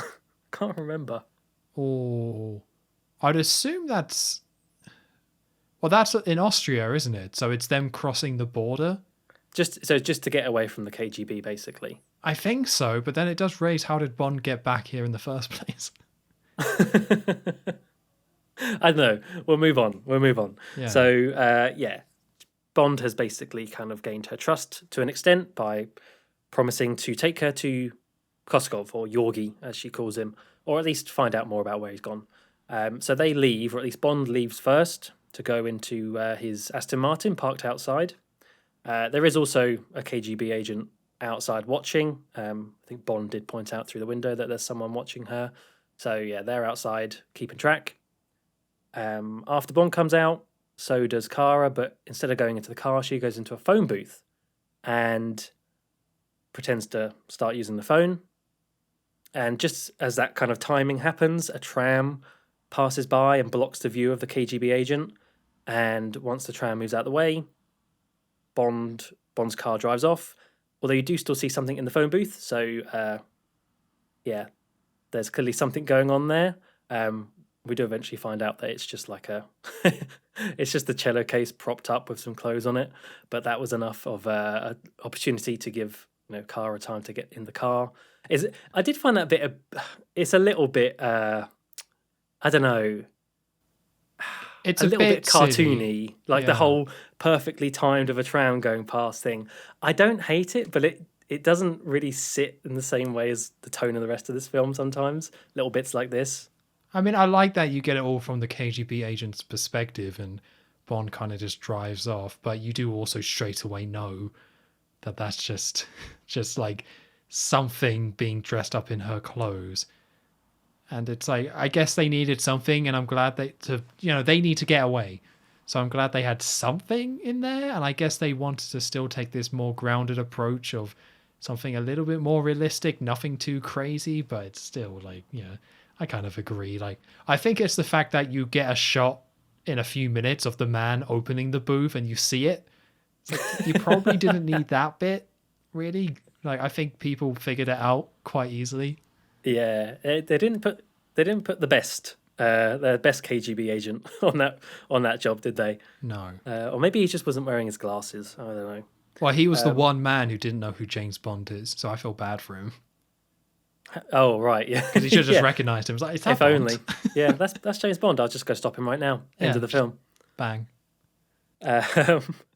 Before that KGB agent does spot the cello case in the phone booth, though, I mentioned earlier about one of the kind of few laughs I did get in this film is this next scene where they're in the car, Bond and Kara, and as they go to drive away, Kara is very insistent that she wants to get her cello back from her house.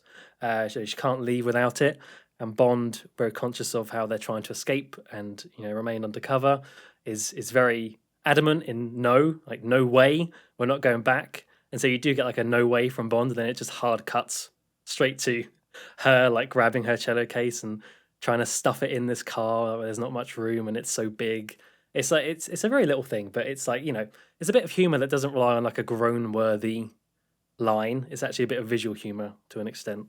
Well, it's very quick, but did you know this film was made in the 80s? Because if you didn't, there it is, the whole absolutely not. No way are we ever doing that. And then cut to them doing the thing. But luckily, it's not as exaggerated, right? Like, because when people do the joking now, because it's so overdone from like the 80s, it's so over the top exaggerated to kind of like poke fun of itself, that it is kind of nice to see like a more standard version of it, where it's not quite as hyped up and in your face. It is just a very quick comedic moment and they move on. So I kind of liked it for that, because it's not that silly, exaggerated joke that you get nowadays. No, definitely not. And there's like a little sort of bit of twinkly piano music as it cuts as well. It's just it's a solid gag. I'll give it that. And then Bond's like, as the cello's trying to fit in, he's like, "Why didn't you learn the violin?" Which is a nice little line. Yeah. So they are driving off, and we're getting into like I was going to say, is this like really the only car chase in the film? Like, oh, I guess it's, if you consider the airfield stuff. I guess, yeah, like a plane chase, yeah. Because Bond and Cara are in the car in the Aston Martin. Is it a V8? I don't know. It's the one that was no in idea. No Time This to car, Die. if I could just, before you get into it, this car felt so nothingy to me. Like, when you see Aston Martin, I think of something really cool, but this was just like, it never really left any impact on me, this car. You saw it briefly in Q Branch. Yes. Where there was something about, it being fitted for something or other. But no, it's strange because, like, I kind of would agree with you. I mean, I said before, I'm not really a petrol head. I'm not a big fan of cars in general. So Bond cars is about the extent of what I would like in terms of that. But this one visually is not really that striking, except when it was used in No Time to Die, because I think there's the poster or the shot of Craig. It is the same car. I think it is an Aston Martin V8. I might be right in thinking that.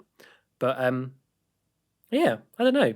I guess maybe kind of a bit of 80s retro nostalgia that came back for now. I guess so. It just looks so different to, like, say, the original Aston Martin and some of the other ones we've seen. Like, it strips away all that design element. And I think the fact that it's a very dark car as well. I think you kind of need a brighter car for it to pop. You need a silver or a red or something, or a white. I think having the car be very dark, it's like, makes more sense for Timothy Dalton, but it also makes it a little bit more forgettable. Like, that's just a dark sports car. It just didn't really feel like a memorable Bond car to me. I will say though, like, we're going to see its gadgets, and I think some of them are quite memorable. We get Bond and Cara. Yeah, Bond has on the radio, he picks up the police band and is overhearing that they're being looked at. Their car has been like ID'd basically, and the police are looking out for them. And they eventually do get very quickly spotted by a police car. And we see one of the first gadgets used is like a laser, a laser coming out of the wheel. Because his police car drives up to the side of them, and this laser basically slices off the top of the car from the wheelbase, and then it just slides off like in a really like over the top fashion.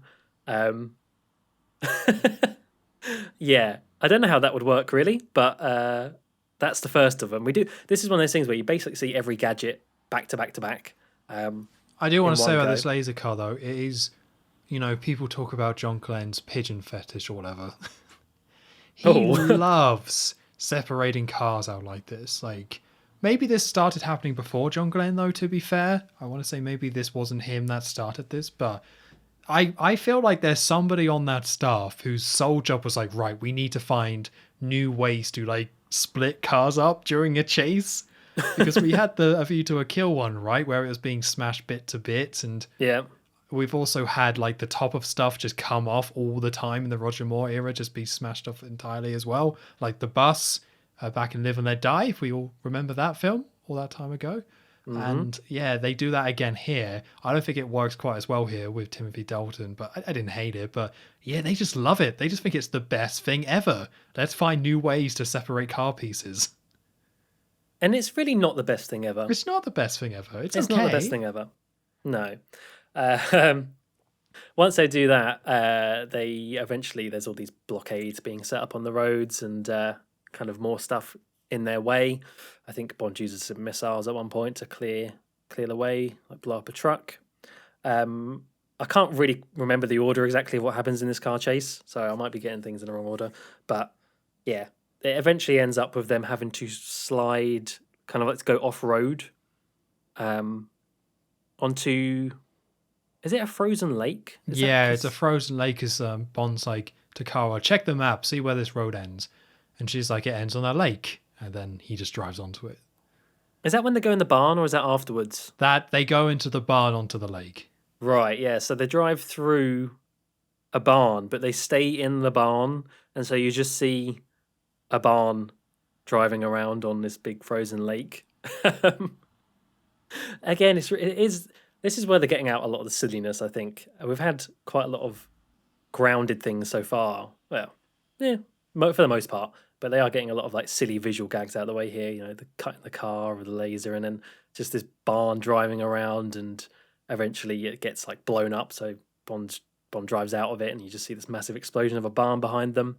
I think the tires get blown at one point, and I did quite like this bit where he uses the burst, like the tire wheel, or just like the tire, the wheel itself, because it's just metal now. He uses that to cut the ice and sink a car around him.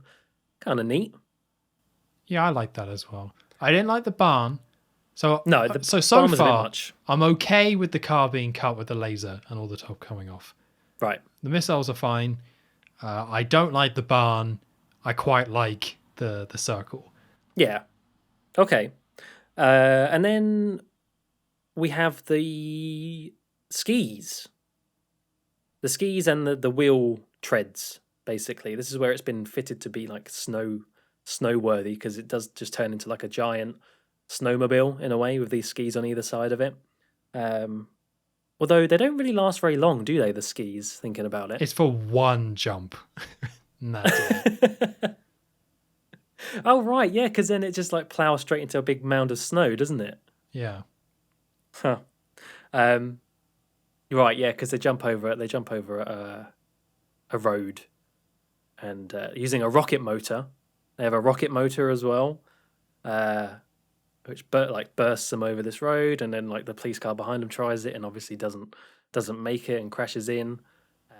Yeah, because Bond has taken out all the people that chase him on the lake, so there's a huge like police checkpoint or roadblock that they've set up, which they hear over the radio, which is why Bond's like, right, I've got to go over this, and that's when he turns on ski mode and then rockets himself over the top of them to get off the lake and go back onto the road. Right. So once he's done this, the skis get snapped off by trees, and the car just pretty much is out. It's just totaled by landing in this big mound of snow. So he sets the self-destruct button. Good old self-destruct button. It's got to be on every gadget, because he's being like him and Kara are still being chased, except now they're being chased by skiers and stuff like that, and people on like snowmobiles and everything. And this is where you get like the big kind of payoff to all of this chase, where they use the cello case as a sledge going down the hill, and Bond sort of like controlling it with the cello itself, like almost as a ski thing, pointing it left and right and pivoting it, and it's getting all shot at, and at one point the cello gets a bullet hole in it, and it's definitely like a great visual end to this chase, where they've just like ditched the gadgets and are now literally just going on a sledge basically. And I do like how this ends, where they just they only just make it over the border basically, by like sliding under it, and Bond throws up the cello and catches it as they go over the pole, and say nothing to declare as they're going past the border check. And it's there's the car gadget stuff is a bit but I did like the cello stuff with the sledge. I didn't mind it at the time, but now that I'm talking, or you're talking about it, and I'm thinking about it, I'm like, actually, that sounds really stupid. It was stupid, but it was fun. I didn't mind it at the time, though. It is very cartoony, though, because we literally because they're trying to get to Austria to get to Vienna, and we have a hill that at the bottom of the hill is the checkpoint, like is the border for Austria. And we have Bond and Kara on a cello case sliding down with like the whole like police force chasing them, the Czechia police force, and tanks, because they've got like these mini tanks that are shooting at them as well. And it is a bit silly having them come down the hill and just slide under. So I didn't really dislike it. I think maybe they did go a little bit too far. I don't think, though, that Timothy Dalton can't pull off, like, comedic chases.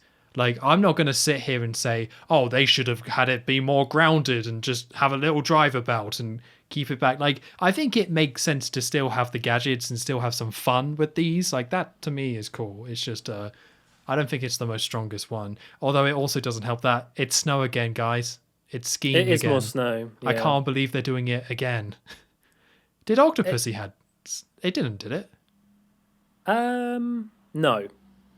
But it's like, if we look at the Bond film, it's like, what? Spy Who Loved Me did, Moonraker didn't, For Your Eyes Only did, Octopussy didn't, A View to a Kill did, and The Living Daylights did. It's like, they probably... If they were going by their own pattern, they would have taken a film off. So it wasn't really bad, but I wasn't super into it either. John Glen clearly just loves skiing. Just use it as an opportunity to go. God, he's got such a list, doesn't he, of things he's into. Yeah. What a list he does. Yeah. He definitely left his mark on the series, didn't he? He's left something. So they have now entered Austria, and we cut to them being in the city, or we get some aerial shots of the city. I'm not too sure what city this is. Oh no, this isn't Austria, is it? We get a scene before that. Oh, in Tangier, yeah. Tangier, yeah. So actually, we so they've made it to Austria. So we cut to Tangier and we get a load of aerial shots of the city, and we see these two black cars arrive at this very big, fancy-looking white house. House that is white, that is. And opposite, we see a man taking pictures. There are some birds in this scene. We haven't pointed out all the birds, but there was a parrot earlier that we failed to mention. You know who that was? Oh, what was his name? It was Max. Max. Oh, I knew it'd be going with M. I was going to say Mike. Mike the parrot. Mike the parrot. Yeah, we did see a parrot. So still lots of birds here, guys. Don't worry. So. Oh, yeah. We see Pushkin get out of the car as somebody is watching him and taking pictures and enter into this big house. And he enters this room and it has lots of different dictators in it. It's got Napoleon, it's got Julius Caesar, it's got Genghis Khan, I believe, and also Hitler. Yeah, Hitler's there. So if you've got Hitler on your Bond bingo cards, tick that off now, because I didn't. If you ask me, though, that's a fun trivia question. Which James Bond film has Hitler in it? It's like, none of them, I don't think. But no, the answer is The Living Daylights. That's a fun trivia thing for everyone. Oh, yeah. Swastika and everything. Yeah, right there. So Pushkin's there in this hall, and an American, comes out who's called Brad Whitaker. Introduces himself, and Pushkin says, why do you have all these butchers here? Because these are all like models of these dictators, like a real person-sized models of all these. And he's like, these are all butchers, of which Brad says, no, they're surgeons, and these are all different commanders. So he has a lot of respect for these people, and they go into the next room and we see all these models and all these sets of these different historic battles. The Battle of Waterloo, I think there's a battle from Afghan as well, and very like a museum. Like these are all in cases, but this guy is a massive war nut and is really into battles and has this very kind of museum-like display of all these. And Pushkin says the weapon order that we made before, I think for missiles, I want to say, that's cancelled. We don't want that anymore. And he says, they want to cancel the order. I think the money, is it like I think it's like 50 million. 50 million. Yeah, I was going to say 5 billion, but for 80s, that sounds a bit much. But yeah, $50 million is the price of this order. And Brad kind of says, well, I've already started doing this. You can't cancel an order. I've already started getting all this sorted for you.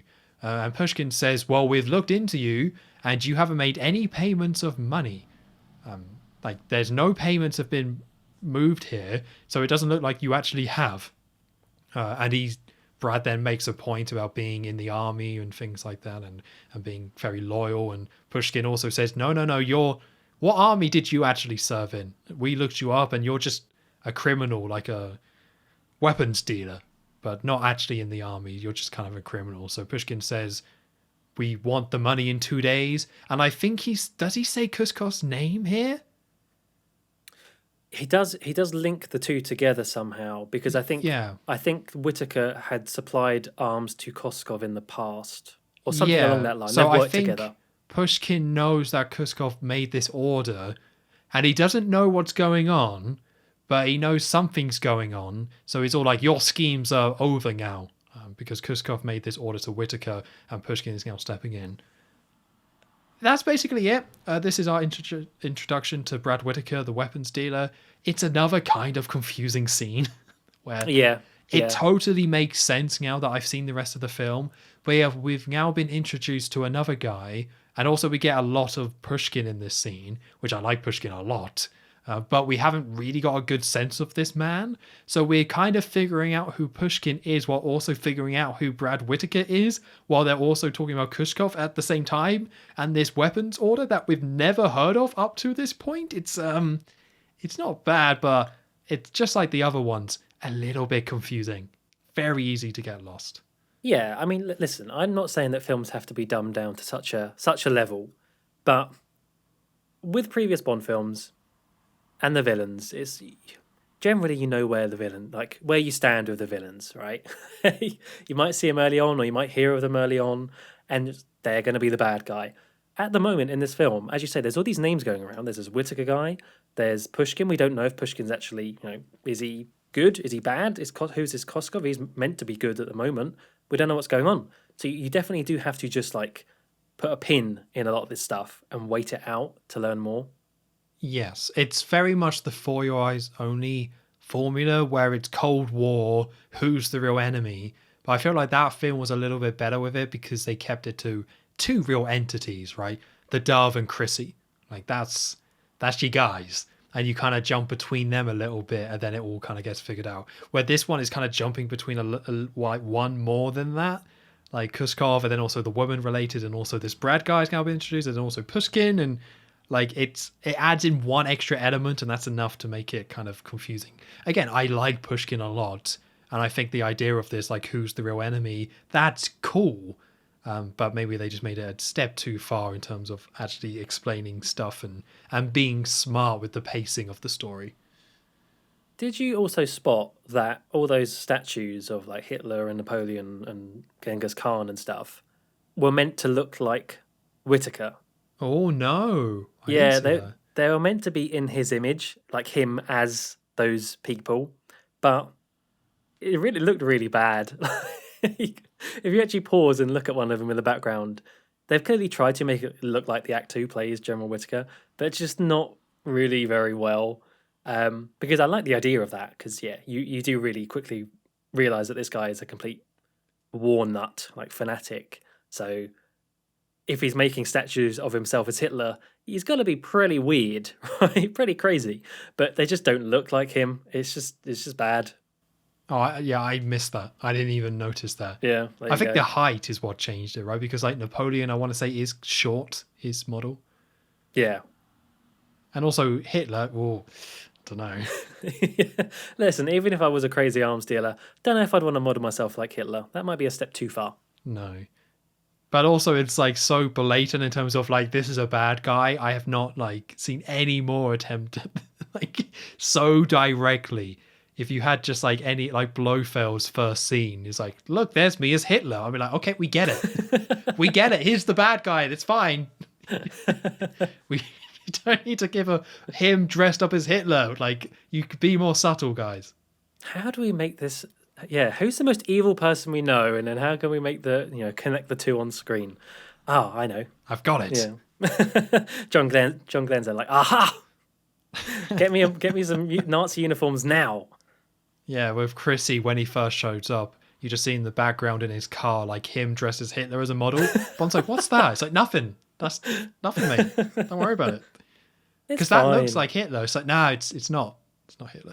No. I would tell you if it was Hitler. So then we go back to Bond and Kara after that quite quick scene, and they're getting out of a vegetable truck because they're trying to get to Vienna, and they've now arrived. And we straight away go into like a almost like romantic scene. They don't play For Your Eye, The Living Daylight, that the main theme. But yeah, like they get in a carriage and just kind of ride around Vienna, and it's all very fancy. There's this outside ball playing or happening where people in very fancy suits are kind of dancing in classical music, and they all kind of go past, and there's lots of rich people and things like that. And there's a little bit of conversation between the two where Kara is saying how Georgi, as in the Koskov, she owes everything to him. Like everything, like he owes, like she gives him everything. And I think it's here where they might talk about the cello as well, how the cello that she has was a one of a kind bought in New York. And it has a name. I can't quite remember the name, but this is a very expensive, very unique cello, which ties into the joke of it being shot earlier. Yeah, I think it was called, because he says about, it's a Stradivarius. Is it Lady Rose? Something Rose. Yeah, Rose. It's something Rose.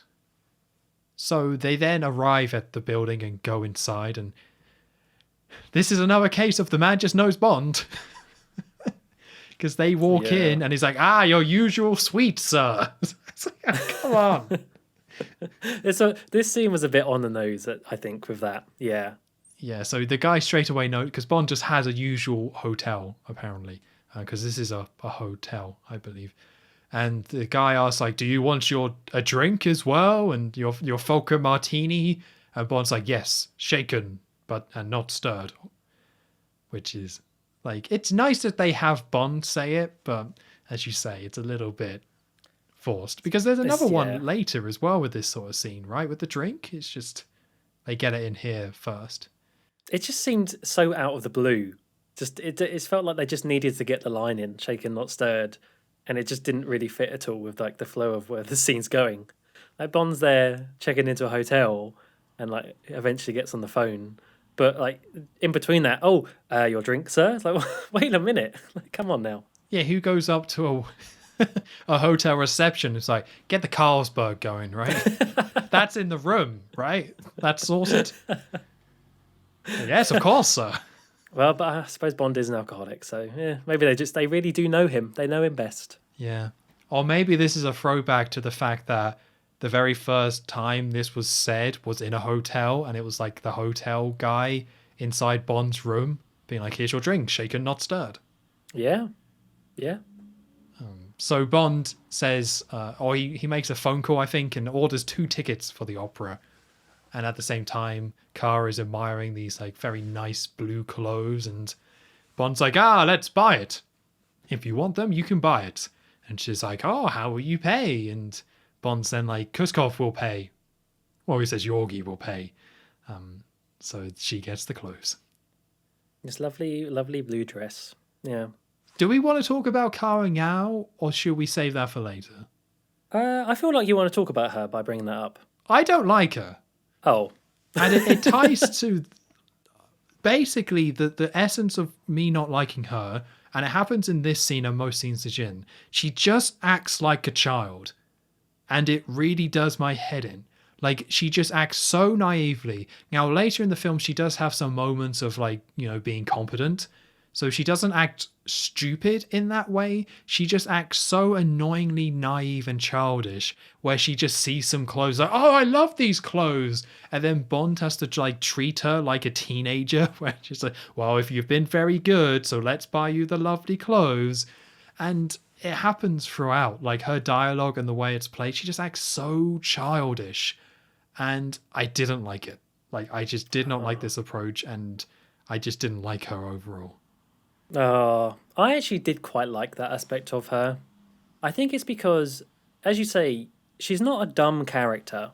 We have had some like dumb Bond girls. Name one. Mary Goodnight. Wow, that's where you. Yeah, that makes sense. I was thinking Tiffany was the first one that came to my head. Oh yeah, she was pretty bad too.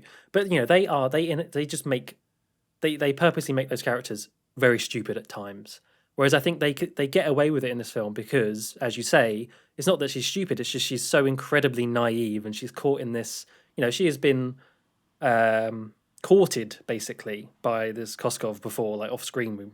We would assume, with all of the presents and Stradivarius and all this sort of stuff.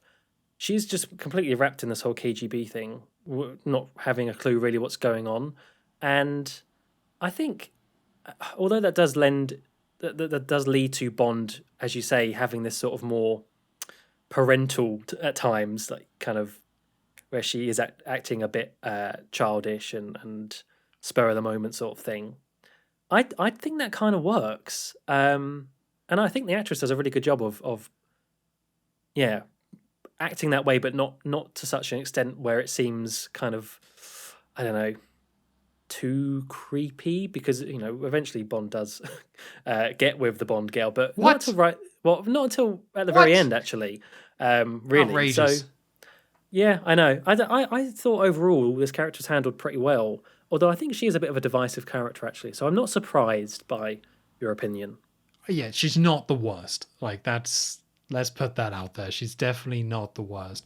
I just think they went too far in the whole acting like a child aspect. Like, she just needed a little bit less of that. I get naive, but I feel like they just didn't balance her well enough, and she just kind of becomes a bit annoying. Like, I didn't find sympathetic towards her, because I think that's what you're meant to be, right? Like, she's just caught in the middle of this, and you're meant to feel a little bit of sympathy, and Bond does also feel that as well, but she's just being manipulated. It's just too much. Like, I just didn't like her by the end. And yeah, they do some things to kind of redeem her in terms of her being quite capable, but it wasn't enough. Whenever she opened her mouth, she just sounded too much like a kid, and that was enough to put me off. Listen, at least she didn't end up pressing some button with her bottom at the end of the film. So I'm just pleased for that. What a bar. That didn't happen in the Bond franchise, did it? That sounds stupid. I know, right? Can you imagine? Ludicrous. Yeah. I don't think we got any zoom-ins on the derrieres this film. We did in the last one. We did in the last one, yeah. No, they definitely had some more restraint, I think, with this one. Well, yeah, apart from maybe one part, but yeah. We cut to a kind of villa-looking place with a big swimming pool. We see Necros, the milkman. I don't know whether to call him Necros or Milkman now. I'll go with Necros in my notes. He's doing a bit of diving, and we see Koskov is by the side, chilling, enjoying, being surrounded by all these beautiful women and relaxing and champagne and whatnot. Although he is eventually called by what's his name? Whitaker. Whitaker wants to see him as well as Necros, so they both go and go up to a different area and go see Whitaker, who is basically there to eat lobster. So crack some lobster, that's for sure. Because Koskov is very relaxed at this whole situation and the plan with what they are carrying out. Their what did Pushkin say? They're scheming, whatever their scheme is. Koskov is kind of thinking it's all going to plan. He thinks that the British will kill Pushkin. His whole fake defection has done the job. But Whitaker is still a bit unsure, is a bit uneasy of the whole situation. He would want another spy killed to really kind of like solidify the British making a move on Pushkin. Because clearly they need Pushkin dead for whatever their plan is. So I think at one point they want Necros to do it.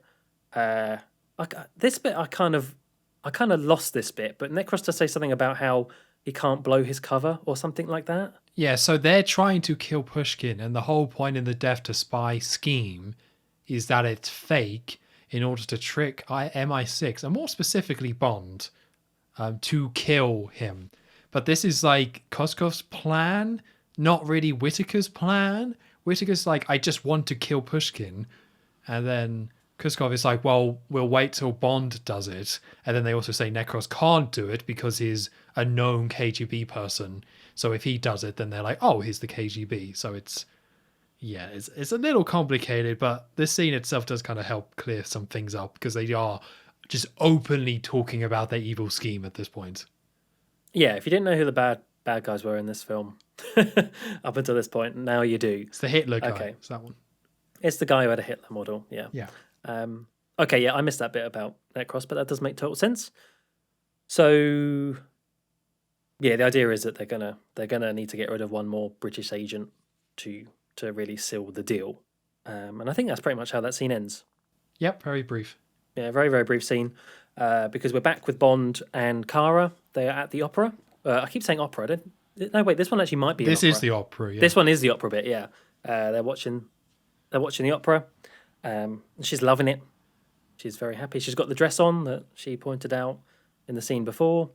And I don't know how. I'm assuming Bond sees Saunders in the opera house as well. I'm assuming Bond summoned him there. It must be. I don't think they say. It's not explained, but basically, yeah, Saunders is there basically to reconnect with Bond and ask what's going on with the situation and the mission, I guess. Because once the opera's finished, Kara, can't remember if Kara leaves somewhere or Bond tells her to go off somewhere, so he can talk to Saunders on his own. But between the two of them, Bond basically confirms that, yeah, he is posing as friends of Koskov in order to gain Kara's trust and try and get some more leads on this situation. But also asks asks Saunders to investigate Koskov's finances, specifically relating back to the cello that he bought Kara in New York, the Lady Rose, to find out kind of like the chain of where that transaction led to, and also to get some papers for Kara to get across the borders. I honestly have no idea if people listening to this is following this story. Like, I don't think you did a bad job. Like, what you explained is 100% correct. But all these names, it's just... maybe it's just me because I'm terrible with names, as you know. But it just comes across as such nonsense sometimes. That is the thing with these films, isn't it? So when you do get it down into these bite-sized chunks, you do realise just how much you just ignore, well, not ignore, but you kind of subconsciously take on board when you're watching. Yeah, you get faces, right? Like, and you can just put those together. Yeah. But here it's like Bond is explaining to Saunders that Koskov's defection is fake, but Koskov gave Kara a cello, so Saunders needs to investigate Koskov's finances to see where the cello came from. It's like, that's exactly it. Yeah. That's it. And I hope people understand. And if they don't, I apologize, but we're not going to make this a 6-hour podcast. I don't think we need to do that. I don't think we need to, but yeah, I'm just curious because I feel like this, more than any of the films, it wasn't the most confusing, looking at you, Octopussy, but the names really messed me up. I've already said it, to be honest, but yeah, the names really messed me up. I don't ever want to go back to Octopussy levels. Just that whole bloody egg and whether it was real or not, that was enough to make me never want to watch that film again for a long time. Yeah. Anyway, after that scene at the opera house, we are at where are we at? Yes. They agree to meet at midnight at the Ferris wheel. Yeah, Saunders says that we'll meet at a cafe next to the Ferris wheel where you can give Bond the papers and hopefully some information about Koskov.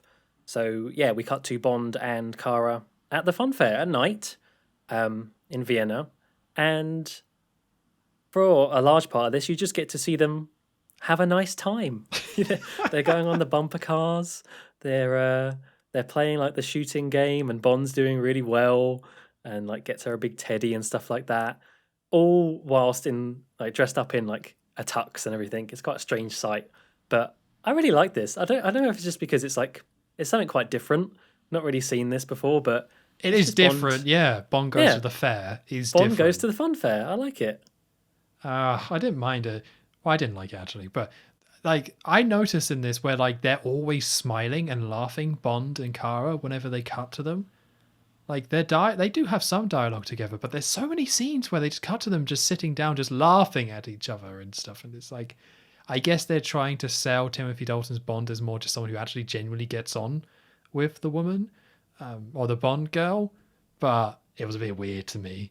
And this is also another scene where Kara gets scared by a spooky ghost as they go by a spooky ride. And she's like, like screams, and Bond has to comfort her. I'm just like, oh, what a child. Like, I think this is the scene that really hammers home she's just like an 8-year-old, because they are just going to the fair and she gets scared by a spooky ghost and Bond wins her a stuffed elephant. It's like, come on. Like, come on, guys. I do wonder how old she's meant to be in this film. I don't That's a think they good ever point, say her actually. age, but I mean, she must be like very, very early 20s. Yeah.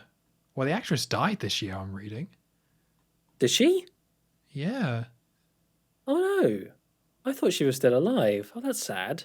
Oh, I think she did. Or maybe she didn't. Actually, no, it says died 2023. It just doesn't say in this Wikipedia article. Oh, no, there we go.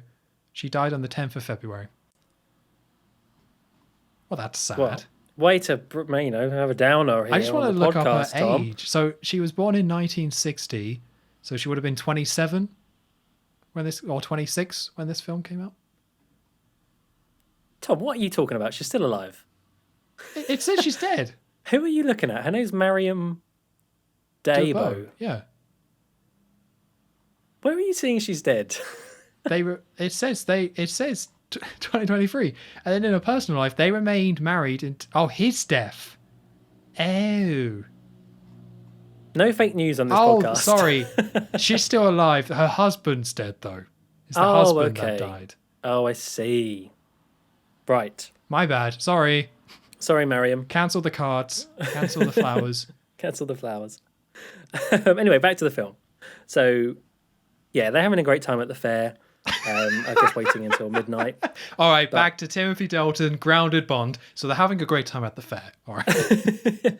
Well, I mean, like, it is, on the face of it, it is kind of silly to look at, but he's doing this for a legitimate reason. He is still trying to get in on whatever she knows, even though she probably doesn't know that much, and get her on his side. But they head up onto the Ferris wheel, and whilst they're going on, I think previously we might have seen Saunders sort of like waiting around because he's there ready to go and he's like looking at his watch maybe. And as they're going up on the wheel and the wheel starts moving, Bond does see Saunders out like looking down onto the ground, and there is Saunders. He also sees, is this where there's Necros as well? He's there with the balloons. He's in disguise as a balloon salesman in the fairground. And you might hear, because I don't know if we mentioned this so far, but Necros has like a theme. He has like his own theme in this film, where whenever he's on screen doing his deeds, like killing someone usually, it's usually kind of done as the sound coming from his stereo, although you do hear it as well in like the actual soundtrack at times. But I don't know if you hear that here quite yet, but you do at some point. It's a real song, that's the thing. So it's not like a score where they write a theme. It's just like a pop song or something, right? Yeah, exactly. Yeah, it's meant to be like what he's actually listening to, I suppose, on his garrote stereo Walkman thing. So yeah, they go up onto the Ferris wheel and it stops at the top, and she thinks that there's something wrong, but apparently Bond just I guess it's more people he knows, or he paid them off and got them to stop at the top to have a kind of little romantic moment.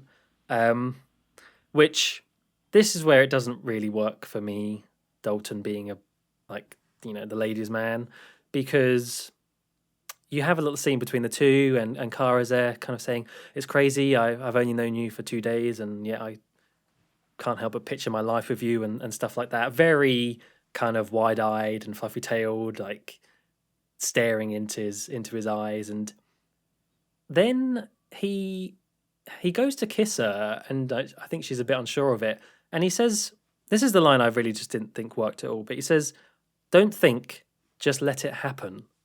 And I'm not against the idea of them two eventually getting together, even though she's very childlike, but I just think that's such a poor choice of words. Don't think, just let it happen. Like, that's not a very good message to send out, is it?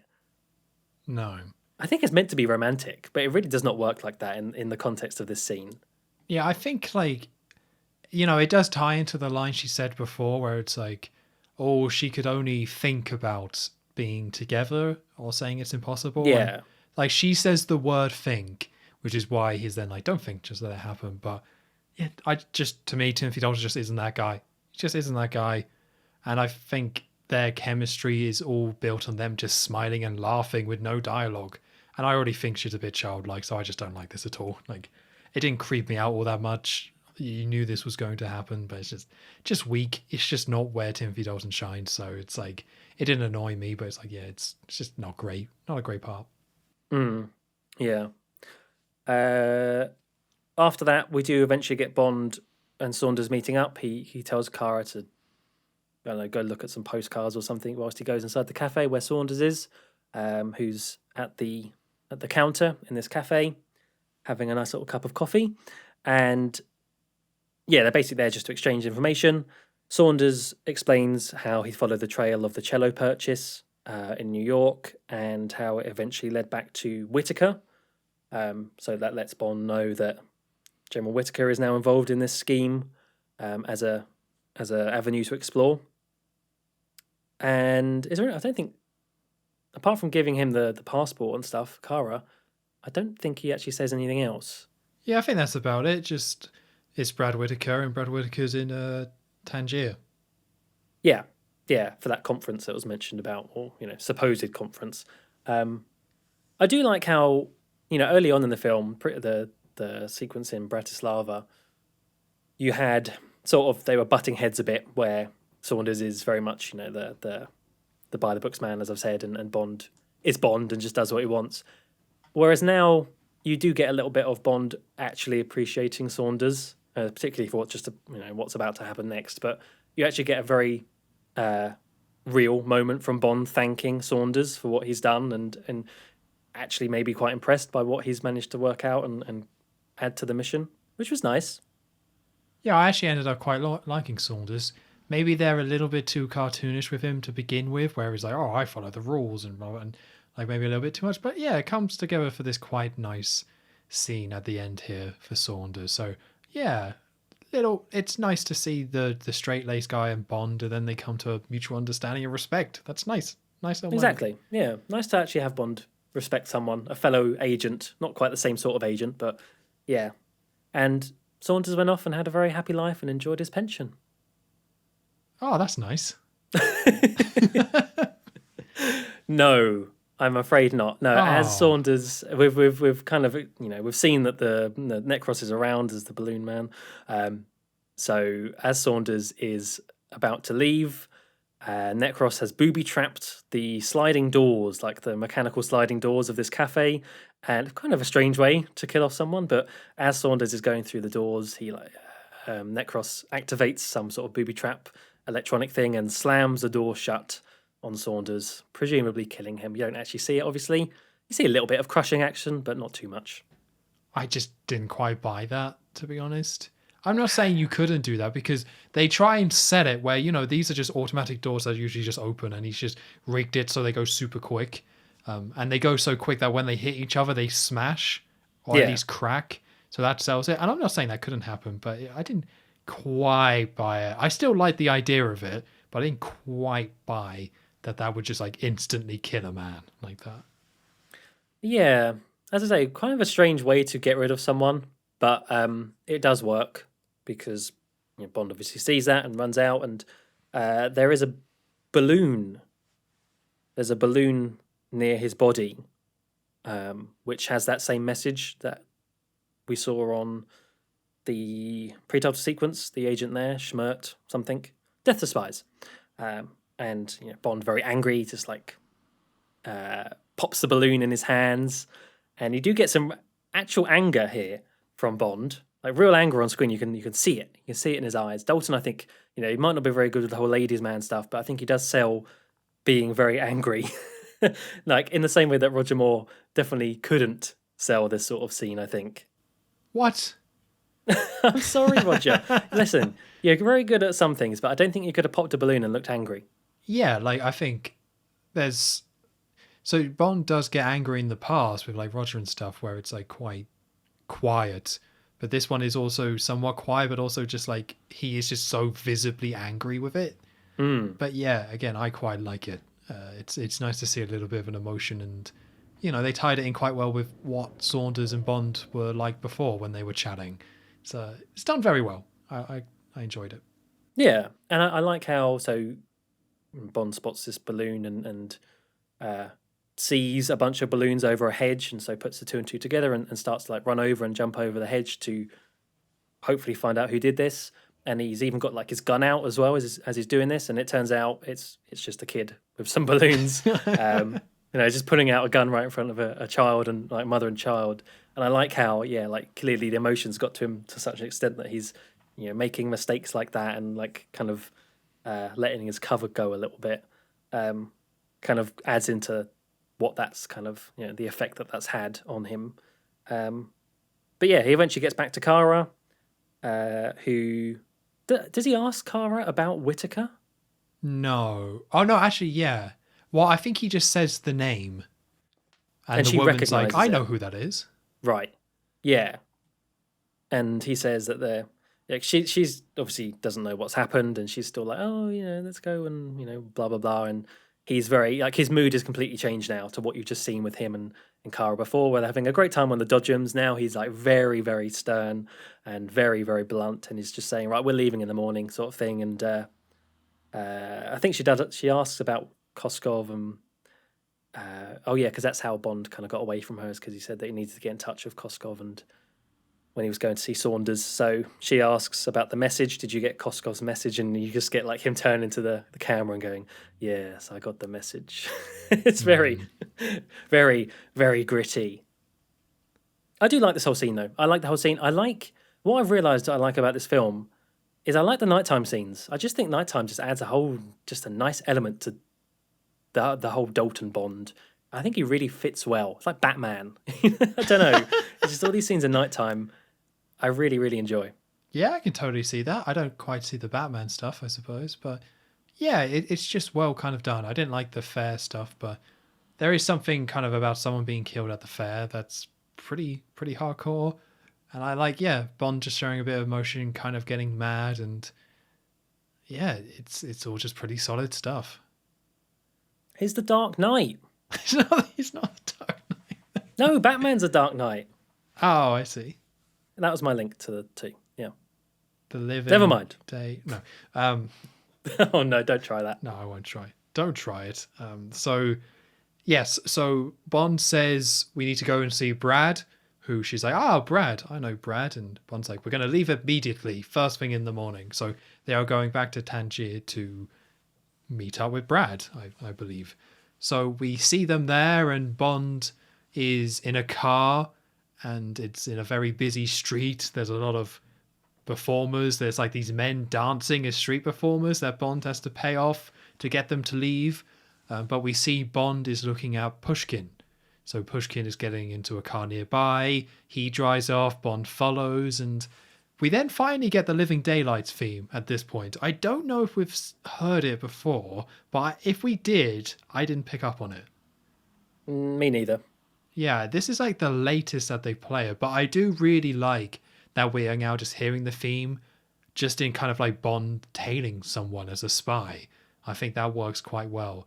This isn't just a romantic one, because even in A View to a Kill, even though that wasn't a romantic song, they made a romantic version of it and then associated that to the Bond girl.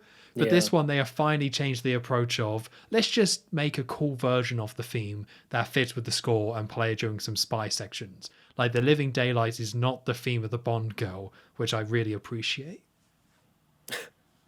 Kara's theme would probably be like Teletubbies or something.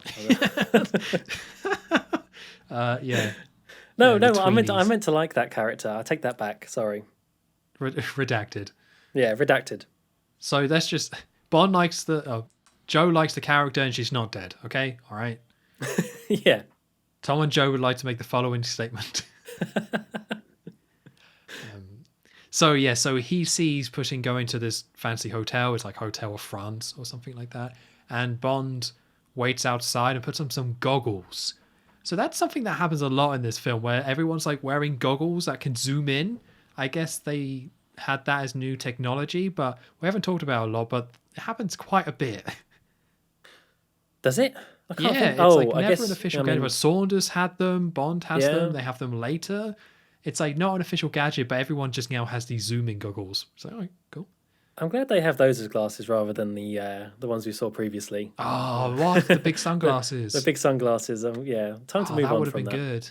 that. Would it? Well, for the wrong reasons. For the wrong reasons, yeah. So, yeah, so Bond sees Pushkin enter the hotel with his wife, presumably, and they kiss and enter the hotel, and we then cut to night and at the exact same hotel. So Pushkin is walking down the hall of the hotel and he goes up to a room and he has flowers and some chocolates and he knocks on the room and it enters and he finds a woman in there all scared.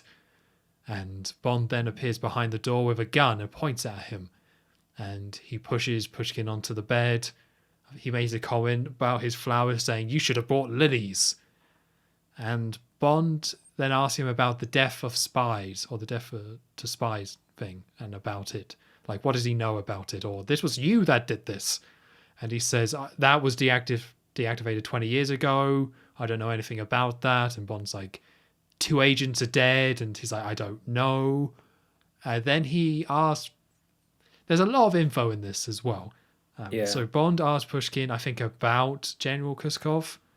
And Pushkin's just like, well, I was going to have him arrested for misusing state funds. I don't really know anything about his defection or anything. Or before he defected, I was going to have him arrested.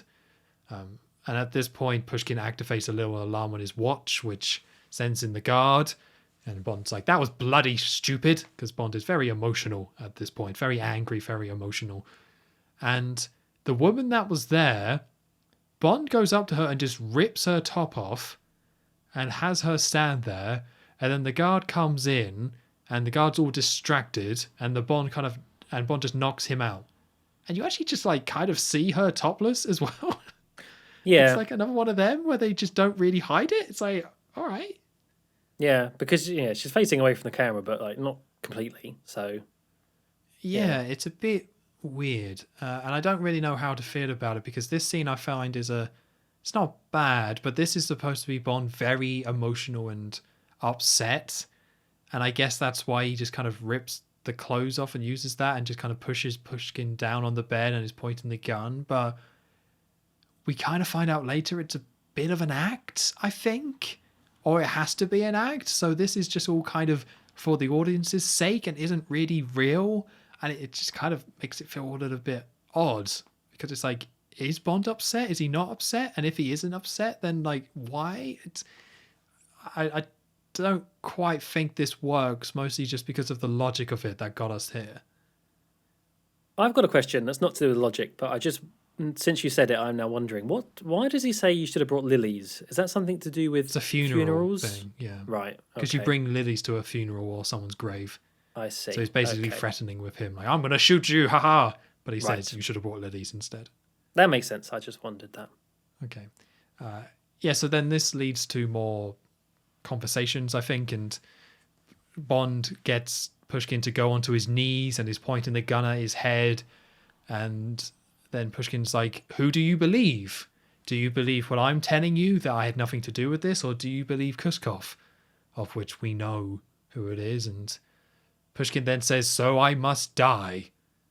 Because Bond, I think, is saying, like, to find out the answer to what's really going on, you need to die. So Pushkin's like, well, I guess I need to die then. Before I go, anything to add to this scene before I move on to the next bit? You remembered far more than... I'm glad you recapped that, because I wrote down so little in that, so I have nothing more to add, basically. Cool. I do think it was strange. One thing is, I do think it's strange that they had the whole Bond ripping off the lady's top as a distraction, when, if you actually think about what happens in that scene, he doesn't really need the woman there as a distraction. He's just, he's behind the door anyway. Yeah, he just hides. He just hides. So he could have just smashed the door into the KGB agent anyway. But there we are. We need the woman from before, like Roscoe or whatever her name was. Yeah. And I hope she comes back. Yeah. Pipeline, yeah. So we don't see what happens. So Bond is aiming at them and Pushkin says that I must die. And then we cut to Pushkin in this hall in the hotel, because this is the conference that everyone's been hyped for and very excited about. and Pushkin is introduced to the stage. He gets on front of the stage, and we see... Oh, it just says Milkman in my notes. I don't know his name. Necros. So we see Necros there watching this, because Necros has been sent there, I believe, to kill Pushkin. So he's there, and as Pushkin is on the stage talking, the milkman goes to shoot him, and Pushkin is suddenly shot. Lots of bullet holes appear on him. You see the blood, and the Necros is a bit confused, so he looks to the right where the shots have come from, and he sees James Bond with a gun, and Bond shoots at him and misses and then runs away. And the woman, Pushkin's wife, is crying all over him, and Bond is running off and is being chased by the guards. They're like, seal the building, we got to stop him. So Bond heads up and goes to the rooftops and jumps across to the rooftops while being somewhat chased, and just like, of all the things to come back. So he gets an antenna, bends it all the way back, and then flips it into the guards.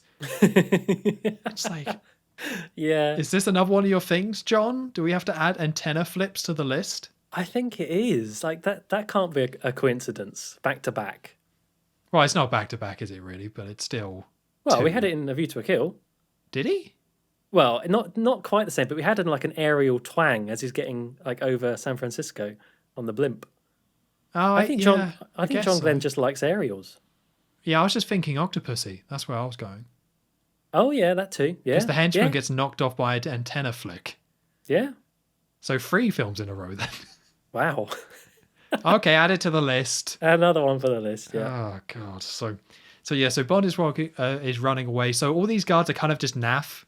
Like, and I think the film is kind of not pretending these are the top guys. These are just the guards that were there. So they shoot at Bond on the roof. He's running away, and we actually get quite a cool version of the Living Daylights playing here as well, which is nice. So we get 2 versions of it quite quickly after each other. And we see Pushkin's body being wheeled out, being taken away to the back. And we see Necros is seeing the body, seeing this dead corpse being wheeled away. And it gets pushed to the back room and everybody leaves. And then Pushkin wakes up. Turns out that it was all a fake, all a hoax. That him and Bond had kind of planned this, and Pushkin wasn't killed by Bond. He just faked it, so Pushkin is actually completely okay. Oh, clever stuff. But you didn't see that coming. No. Well, I do have to say I really like Pushkin. I'm sorry, Gogol fans. I think I like Pushkin a little bit more. I think there's just there's so much more respect that this guy carries. I really buy him as the head of KGB, but I also really buy the respect between him and Bond as well. I think this is a really great character. He's not in it as much as I would have liked, but in terms of a companion character, I actually thought he was really good. Yeah, I liked Pushkin too. I think Gogol was good for a while. I think he maybe outstayed his welcome a little bit as that head of the KGB character. But yeah, getting a slightly younger actor, I think, works quite well. As you say, alongside Bond as a bit of an ally now. So yeah, and I just like the plot line of them scheming this. Maybe it's not done super well with Bond being all mad and them kind of basically having to trick the audience or try to very fakely trick the audience, but I like the plot point. I think that's quite cool, of having them work together. Bond and the head of the KGB work together to trick these other people to try and expose this plot. It's there are some things about the Cold War elements of these stories that are not great, but I think this one's cool. I like it. Yeah. His poor wife though. She didn't know. He's like, oh, sorry, darling. Actually, he probably doesn't say darling. That doesn't sound very Russian. Yeah. So after we see that Pushkin is still alive, Bond has sort of escaped for the most part, all the people chasing him, and he's sort of in the middle of this giant, very busy market-looking place in Tangier. I think he does spot some people around him, so he's kind of maybe a bit trapped to an extent. And as he goes past, some women in a car kind of spot him as well. And so as he's trying to work a way out of a situation later on, they drive up to him and ask, what did they say to him? So if he's looking for a party, right? Yeah. If you want to looking for a party. So Bond just jumps in, like, why not? He is looking for a party. That's great. Just just a car full of women. Why not? That sounds like Bond. So he gets in, and eventually, they drive off, and there's like one in the front and one in the back, and Bond is in the front with the driver, and the lady behind him, turns out she's armed, and points it to Bond and just makes sure that he's paying attention and not doesn't get any ideas, basically. So it looks as if Bond's been kidnapped by these mysterious women, but they eventually take him to the harbour, where there is a boat, and they board him on the boat, and you very quickly realise it's all fine, it's all good, it's Felix, it's the CIA, they're here, and I think you did see this boat earlier on in one of the shots in the background, as a very, very small setup to the idea that the CIA are also investigating something along this line. It's not just like it's completely out of the blue, although it is still quite out of the blue. But yeah, Bond is there and talks to Felix, and they basically realise that they're working on the same mission, but just from different ends. Bond is obviously on more of the Koskov angle, whereas the CIA have been looking for Whitaker and what he's been up to. So I don't actually know if Felix does anything to help Bond. I think they just have a drink. I think that's about it. I can't remember exactly where he goes, but yeah, he's just saying they're investigating Whitaker, so that's really about it. It's very brief. Yeah. We do cut back to Koskov and Whitaker and Necros back at their little villa place. I guess this is Whitaker's place. And they're very happy, obviously, because they think that Pushkin is dead. They think that that Koskov's plan has worked in tricking the British intelligence to kill Pushkin. So Whitaker is now happy to carry on with the plan. He says something about shipping the diamonds from Amsterdam. We don't really know much else. That's all we really hear in terms of the plan. That's a cool throwback, isn't it? I guess so, yeah. Yeah, I didn't even put that together, but you're right. And there's a phone call, and it's for Koskov, and he answers it, and you don't really hear any of the phone call, but he just looks very worried. Once he realises who's talking to him, doesn't look too happy, and the scene cuts. Yeah, so Felix is back, and it was a very good time to have Felix back because, it's a new Bond, and it's been ages. I can't even remember the last one. Was he ever in the Roger Moore films? He was definitely in Live and Let Die. Okay, Live and Let Die, I want to say is the last one then. I think so. I don't think he was in The Man with the... No, I think that might have been it. Yeah, I think so too. So it's nice to have him back, but he's just a nothing character in this one. Like, it's a cameo appearance. Hey, look, Felix is back. But, I think this is the same guy who plays Felix in the next film. I really hope it is. Otherwise, I'm going to be mad. No, it's not. Oh, for it's not. So in the next film, it's the guy from Live and Let Die. They get him back. That's so stupid. As we've said before, they really messed up the Felix character in these films. They really messed him up. I was just about to compliment it, saying it's great that they, even though it's a cameo, they're setting up the next film somewhat, so it's cool to have him back. But now that you say that, it's like, what are they doing? What are you doing, guys? Because he's just such a small part of this film, where you're just like, well, then what's the point if they're going to recast in the next one? I don't know. But anyway, yeah. So we cut to. That's not a word. Why did I write that down? We cut to like a beach at night. I don't think we've seen this house before, right? No. I don't know where this is. I'm assuming Tangier somewhere. But this is where Kara has ended up. Somehow. Like, I don't think they ever... It doesn't matter. So Kara is in there playing her cello, and Bond enters. She pours him a vodka martini, and it's like, oh, just how you like it, because she shakes it, and they have a little toast to us. And at this point, Bond just confesses everything. He's like, I'm a British agent. Georgi or Koskov is a traitor and that he wants her dead. And she just doesn't really believe it. And she's like, no, you're lying. You're actually a KGB agent. And Bond's saying, well, that's not true. That's rude. I'm not a KGB agent. And she's saying that, what was it? I think at this point she says, Koskov told me that you're a KGB agent. Yeah, so that's who the phone call was. Yes. So, like, Koskov has told her that Bond's a KGB agent. And she's like, I don't believe you, Bond. But Bond then realizes that the drink has been spiked. So he was enjoying his lovely vodka martini, but he's feeling a bit woozy and is about to pass out. So he goes up to her and he was like, hey, that night you were shot. That night when you were supposed to assassinate someone and someone shot you. Like, he exposes the wound on her arm. And then he's like, I fired the gun. That was me. And I think that's about it. He was just like, I'm the one that fired the gun and didn't kill you. I shot the gun instead. And at this point, Necros enters. Bond gets out his gun and tries to shoot, but passes out. And we see Koskov then enter shortly afterwards. Very brief scene. I guess it's nice to finally see Bond get like caught out by his vodka martinis. Like, that's kind of I like that. Nice little touch. Yeah. So then this goes to an ambulance driving to an airport, and we see Koskov, I have to get all these names right. It's ridiculous. Koskov, Necros, Kara, and Bond. So Bond is strapped, like, they're pretending that he's a patient.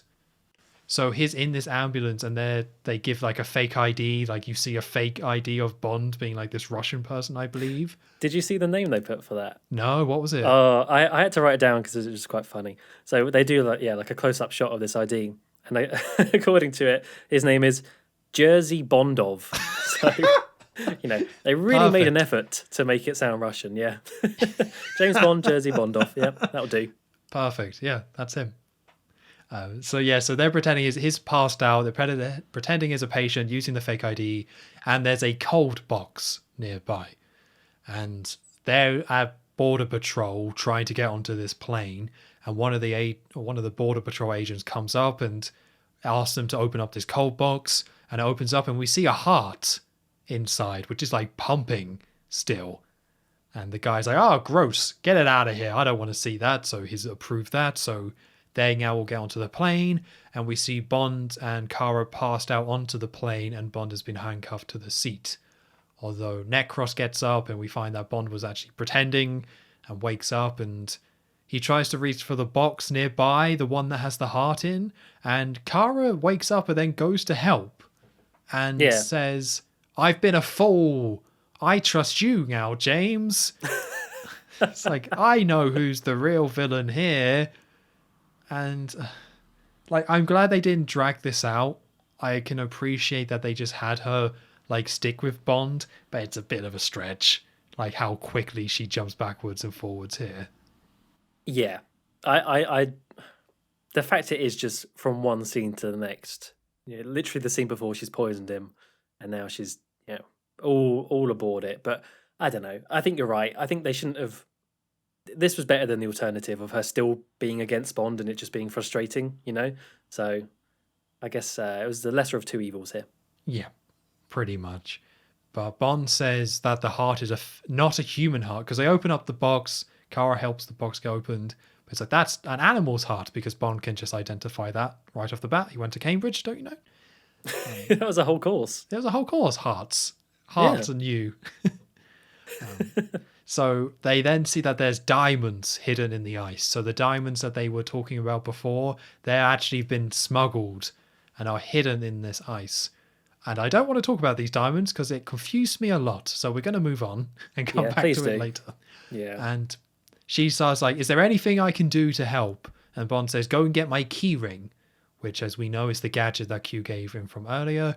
So Bond goes back to kind of pretending to be out of it because Necros enters the area again and he's all moaning, and we get some shots of the plane, and Koskov then enters the room and tells Kara to go get them a coffee, which she does, and she's like, she's very, very helpful, isn't she? And Bond asks, why didn't you kill me? Because they had Bond. He's like, why didn't you kill me? and he says that he's going to hand him in for killing Pushkin, because everyone believes that Pushkin was killed by Bond, so he's going to hand him in and be a big hero. And the idea that Bond's like, well, no one's going to believe that because of your fake defection.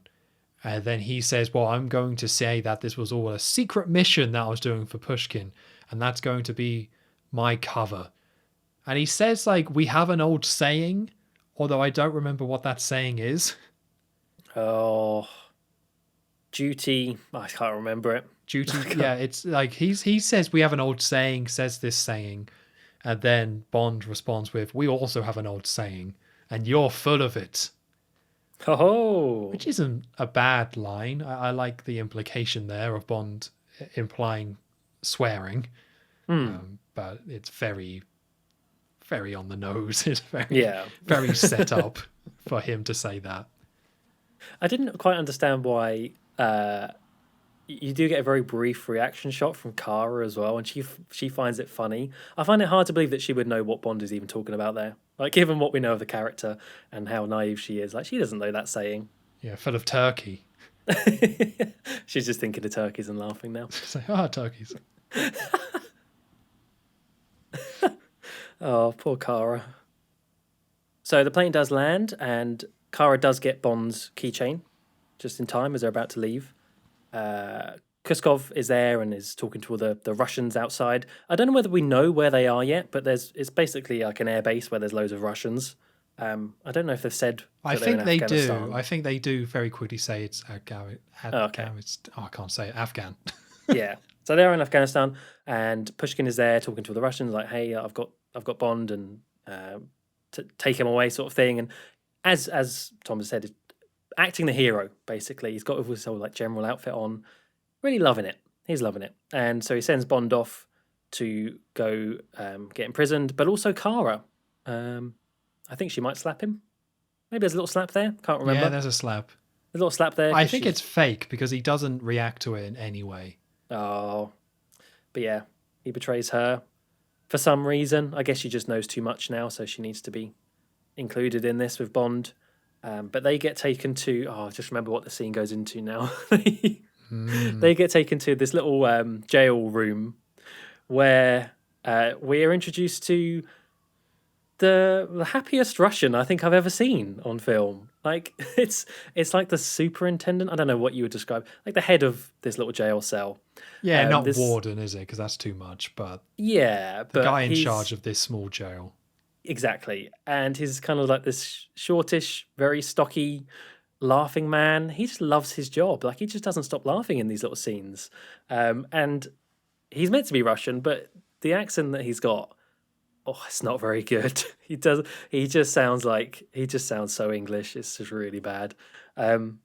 But he takes Bond over to one of the cells and like gives him a few whacks with his baton, and that is an opportunity for Bond to get on the floor, kind of like from being hit down. And Kara, I think at the same time, drops the keychain. So I think Bond does pick it up, but he gets caught with it. So the laughing man still takes it off him and looks at it, I think.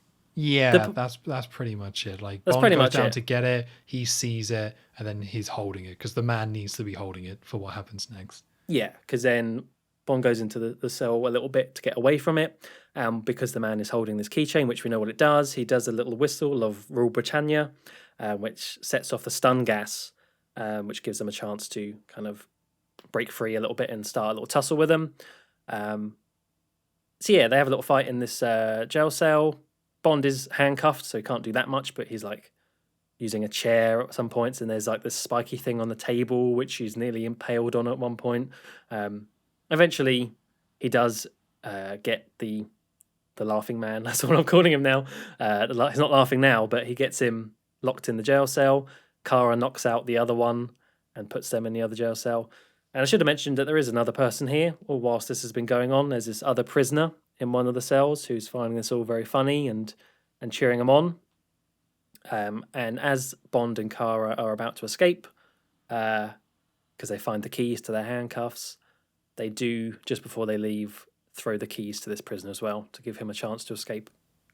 I'm just trying to think now. The last time there was like a one-on-one fight, or any sort of like fist fight that I liked, because this is a new Bond, and we said constantly throughout the Roger Moore era how like this just isn't his strength. Like Roger Moore, his strength is not these sort of fights, and they're okay, but never that great.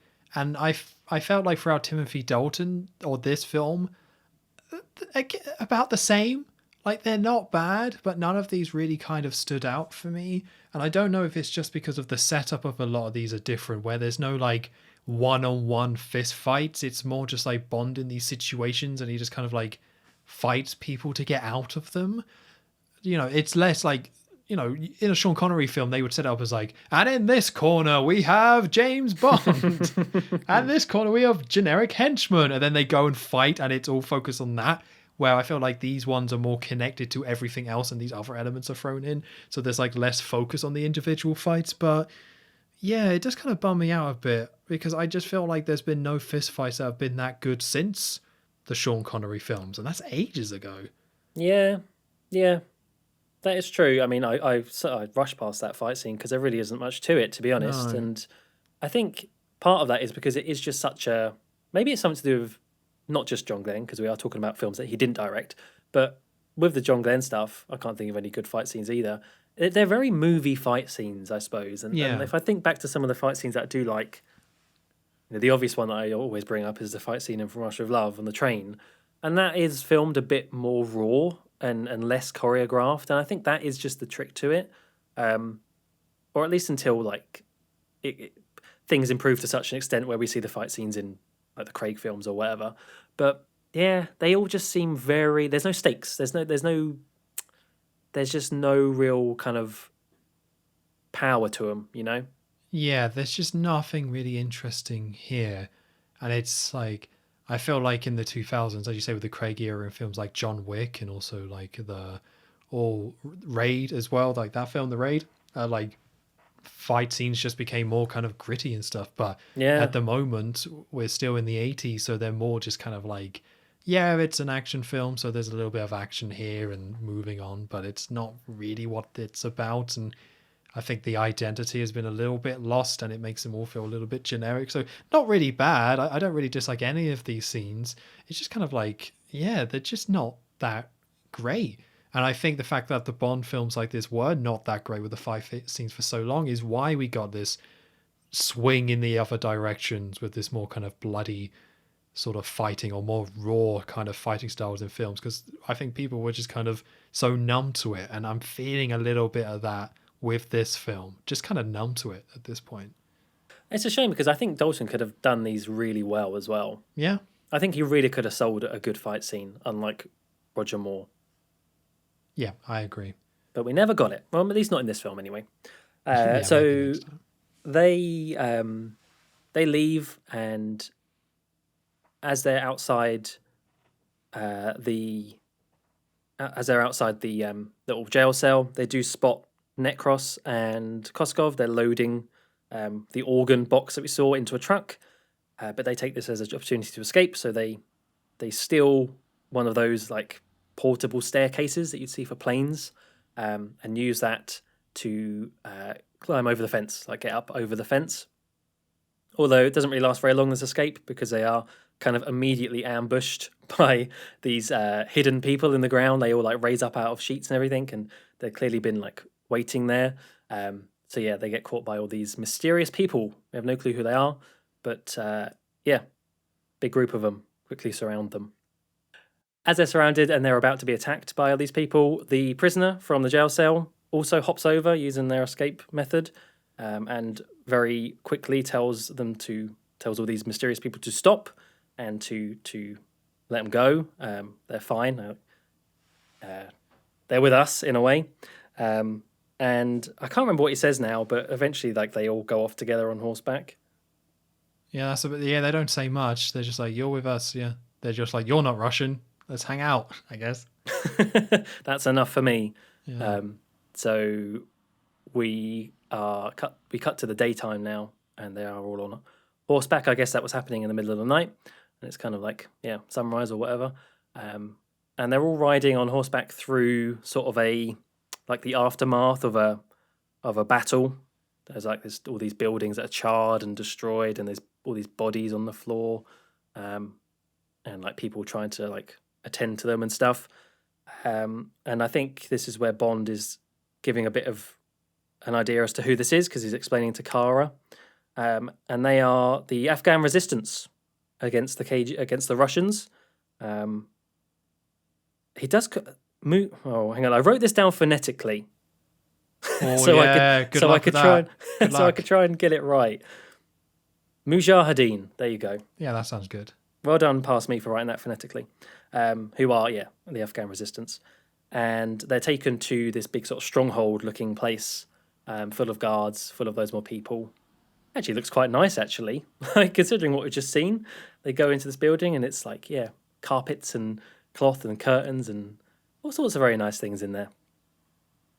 Yeah, very nice.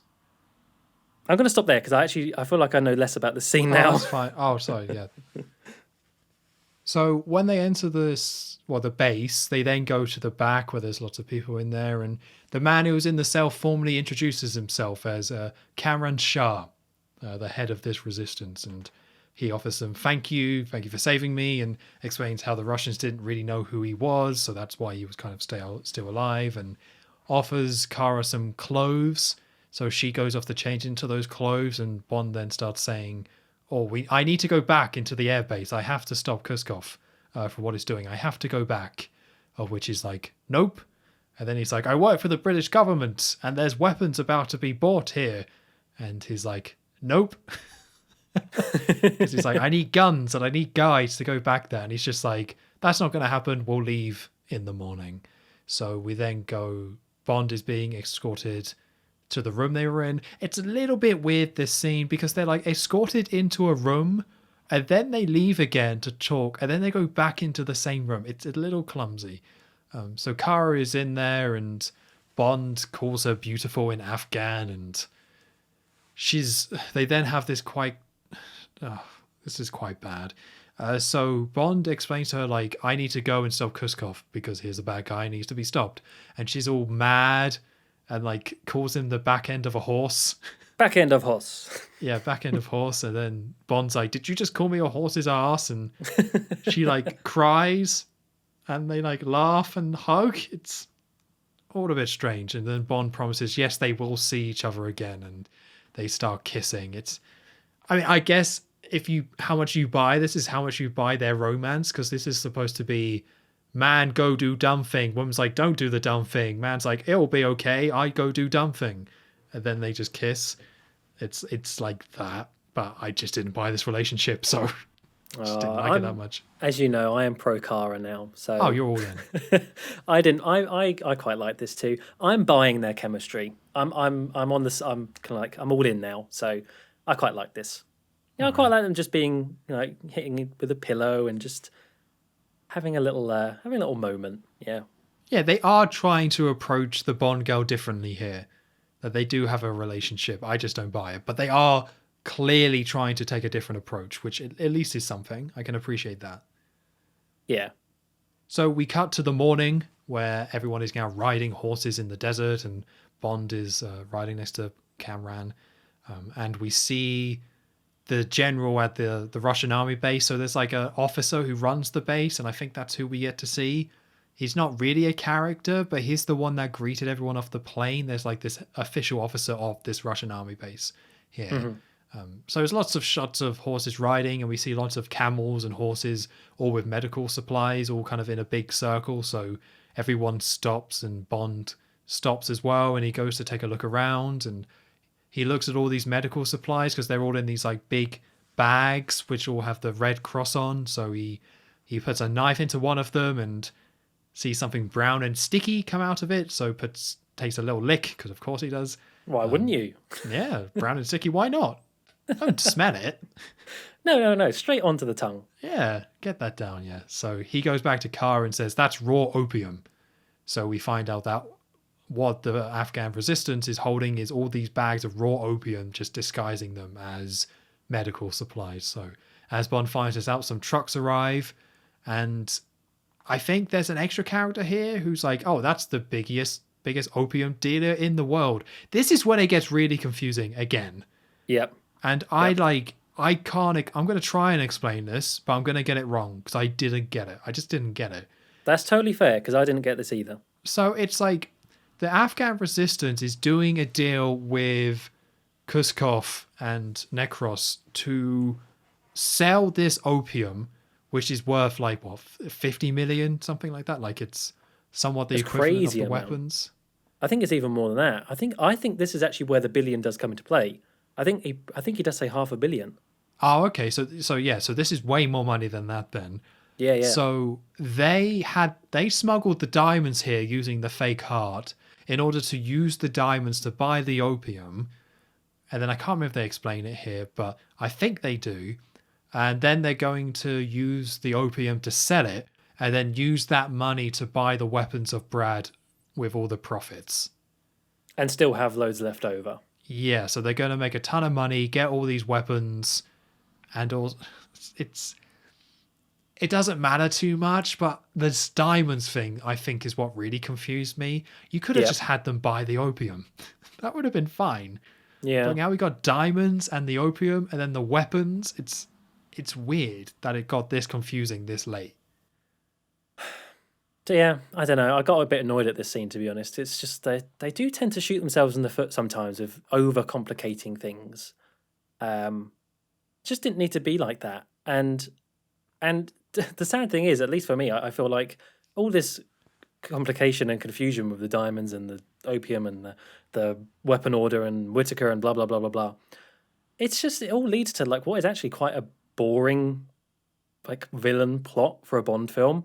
I'm not saying they all have to be spaceships, wiping out humanity or nuclear war to make a underwater society. They don't need to be that mad. Like, I quite like the ATAC one from For Your Eyes Only because it was quite simple.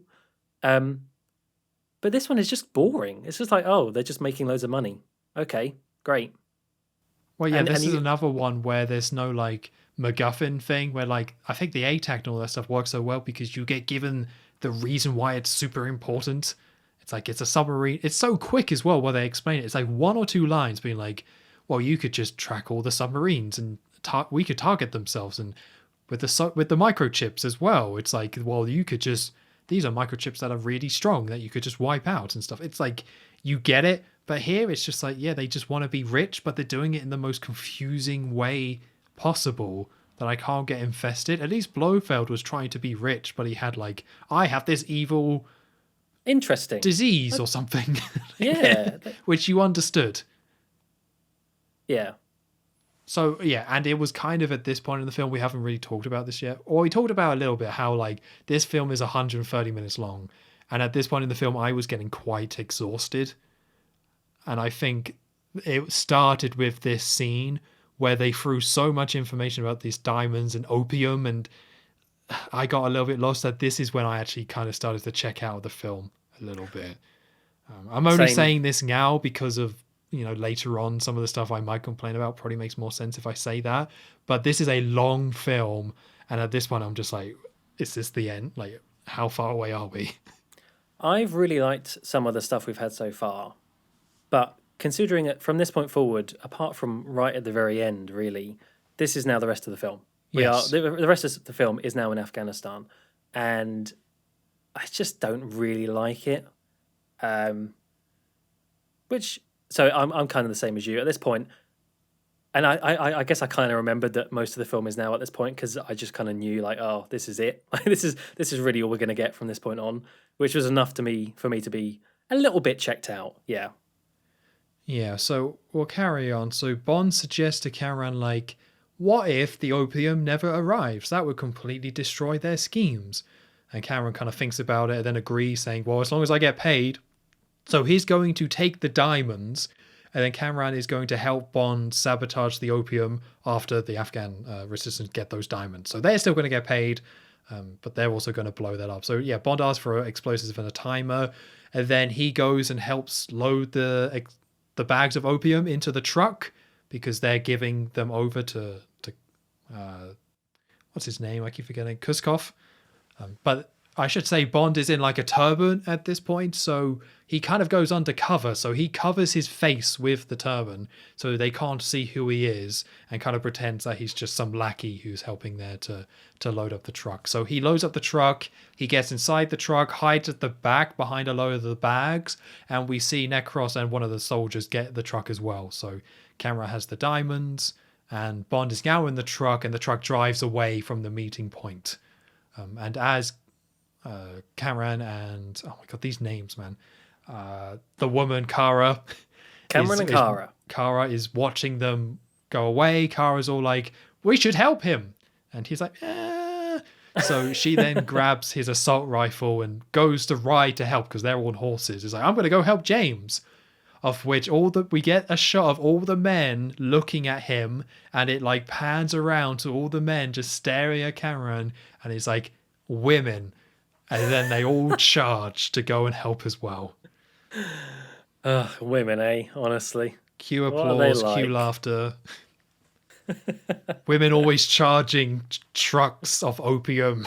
With gun in hand. British secret agents using an AK and a horse in Afghan. We all know women, right? It's just what they do. If I had $1 for every time that happened, honestly.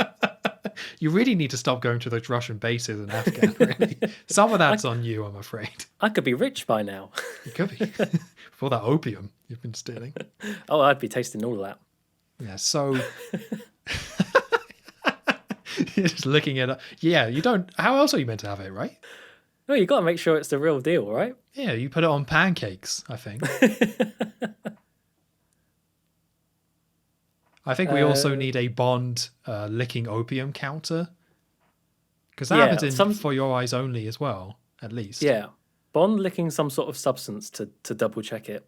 Which he really shouldn't. Which he really doesn't need to. Yeah. Let's just see it and smell it. You get it. I guess it's perks of the job, isn't it? Yeah, the rest of this Bond is just high on opium. So Bond is in the back of the truck amongst all the bags of the supposed medical supplies, actually opium. I think the idea was that he was going to go in there and... Because he asked Cameron for some plastic explosives and a timer. So I guess the idea was he was going to go in there, plant the bomb and then leave. But Necros comes on and like sits on the truck as it drives off. So he's pretty much trapped on board this truck now in the back of it. Though he still does plant the bomb. He puts it inside one of the medical bags. So takes out the open and puts that in instead. So it's disguised within the rest of them. And it eventually gets taken to a big plane where all of this opium is then going to be loaded onto the plane. And there are more of like the Afghans there to load it on. So Bond, still in the turban, is still kind of in disguise and is able to pretend to be, unpacking it and putting it on the plane, and starts doing that. Then this is where I'm struggling a little bit, because he stays on the plane. He gets onto the plane, right? Yeah, he gets on the plane, but I guess to put the bomb in a particular location, or to make sure that it's armed. Well, he turns on the timer once he puts the bag down on the plane. Yeah, and he sets the timer for like 10 minutes or something like that anyway.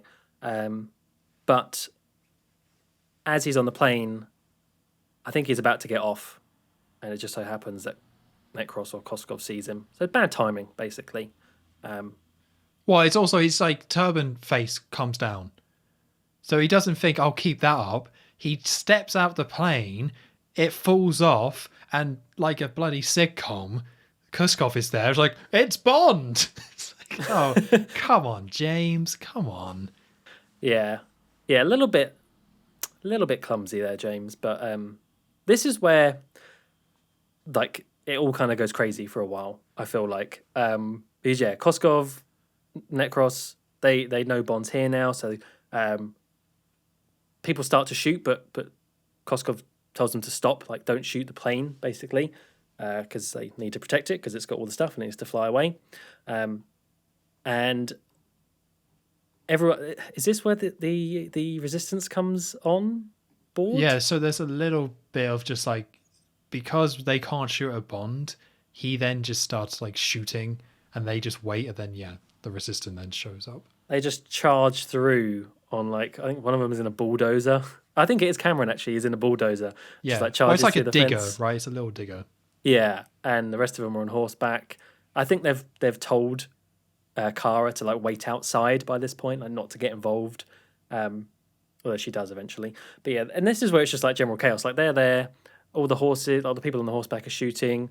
Cameron in this little digger thing he pushes over a shower, a shower room or something like that because you get these men like caught short. the whole building like topples over and they're just there naked like in the middle of having a shower. It's not just topless women. We also got some Russian army butt. Yeah, there's some equality in this film at least, you know. So we do get some butt stuff. I was wrong. Oh yeah. I mean, it's Hooray! not a dramatic zoom. Imagine if there was just a zoom. John, no. But at this point, Bond he gets into the cockpit of this giant plane. I don't know what that type of plane's called. It's huge. It's the one that has like room for vehicles on the back. Yeah, it's not like a bomber, right? But it kind of looks like that sort of thing. Yeah, definitely some sort of huge military plane. And he's trying to like drive. Do you drive a plane? Pilot a plane down the runway, but he's getting stuck on the chocks, under the tires. So he's struggling to get it over. Kara is watching all of this madness unfold, and I think she does it. I think she takes out a guard, or a guard comes up to her. Yeah, she's like on a out. horse, and someone grabs her, and she just punches him. It's all right. Yeah.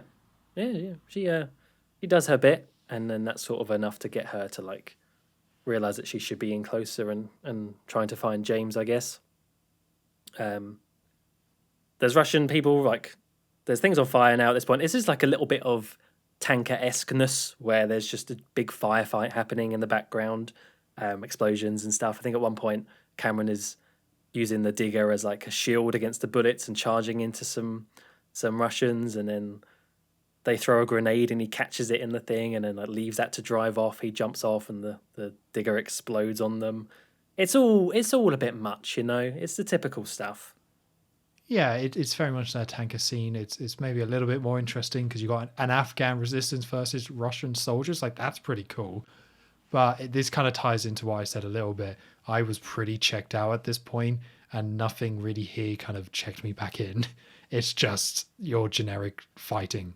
So it's not bad, but it just feels long, and I was kind of ready for this film to be over. So it's like I just wasn't enjoying this really at all. But again, by itself, it's not really bad.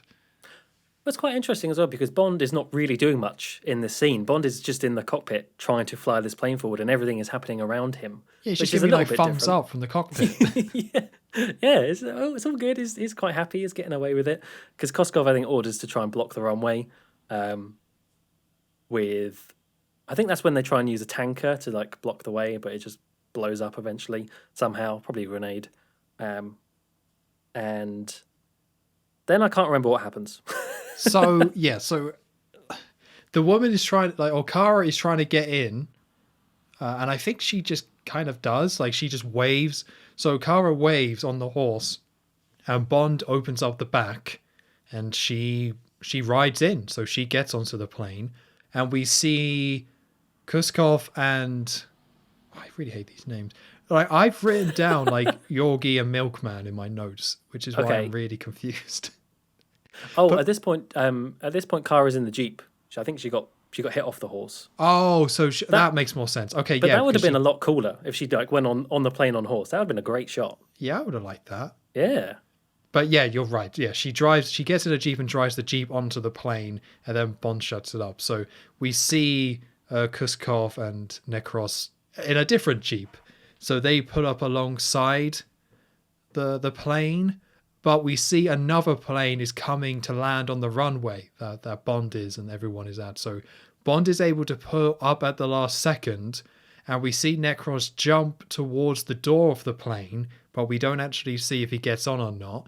And then the plane that was coming to land then crashes into the Jeep that Koskov is in, and it flips and like blows up, but then he just gets out and is fine, and then the Jeep blows up again. I don't understand why he doesn't die there. I don't get it. Like, normally that would have been him dead. I know why, because they have him in a later scene. Yeah. But it looks so weird to see a James Bond villain get out and be like, oh, that was weird. like a if, bit of like if, black on his face and one cut. Like, oh, that was close. It's like in a cartoon where there's a bomb and it's like it blows up and they just have like all the char on their face. Yeah. But, yeah, like if they knew that the character was going to come back later on, why did they even have that? I just don't understand. I don't get it. They just wanted confusing. him out of the picture. But he didn't even have to be on the Jeep. You could have just had Necros on the Jeep and have Kukos out the way. Just leave him behind. He comes back later. It's all good. It's just weird. Yeah. But anyway, so like, yeah, so he's now out of the picture after dying, but probably didn't die, or should have died. So Bond is all happy-ish, well, as happy as Bond ever gets, and says, you fly the plane, Kara. I'm going to go and defuse the bomb because the bomb is still going off. So he shuts the plane door, the one that Necros jumped through, or did he? I don't. We don't find out until 2 seconds later, but he goes to defuse it, and then Necros starts choking him with the netting. So that's his thing, everyone. He's a choker. He likes to corrupt people, which we haven't really talked about that gimmick all that much. I don't really mind it, but I think the fact that we haven't talked about it kind of speaks volumes to the fact that it's just like it's not a bad gimmick, but it's kind of a bit of a nothingly gimmick for a henchman. I think the more interesting thing about Necros is the musical cue, as I mentioned earlier. I think that's something that, I don't know, it just makes, whenever you see him, I don't know if it actually happens now in this plane bit, probably not, because there's probably more dramatic music playing. But previously when we've seen him, it has usually had that theme, and I like when a character has a little theme. It's like the same with Mr. Winter, Mr. Kid, when they had their own little theme as well, and that always played when they were on screen. So I like that more than the whole, the strangling thing, that's his gimmick, whatever. Yeah. Yeah, it's just the same approach to henchmen that they've had before, where they just find a little thing that makes him a gimmick, but it's a very, like, nothingly thing. But I don't mind, because they don't... Yeah, it's not the focus of this. This isn't a Jaws or anything. This is just a man who has some sort of gimmick, but that's kind of about it. So he's choking it with the netting, because there's all these, like... I think it's the opium, isn't it, in all these bags. And they're all covered by netting to keep it down, so Bond is being choked by this, and Bond gets his knife out, which Necros is slamming his hand, but Bond is able to cut past the netting. And we see Kara in the front looking a bit worried. I don't think she knows what's going on, but she's just worried, so she just starts hitting buttons, and that opens like the back door up with the landing kind of ramp at the back there, and starts like pulling the plane up as well.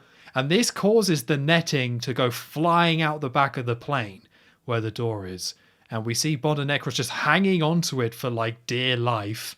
And there's a little bit of tension here because the bomb timer, Bond was never able to defuse it. So the timer is still going down. But we see Bond and Necros hanging on this netting, which is hanging out of the plane. So they start climbing up, and Bond punches Necros a little bit.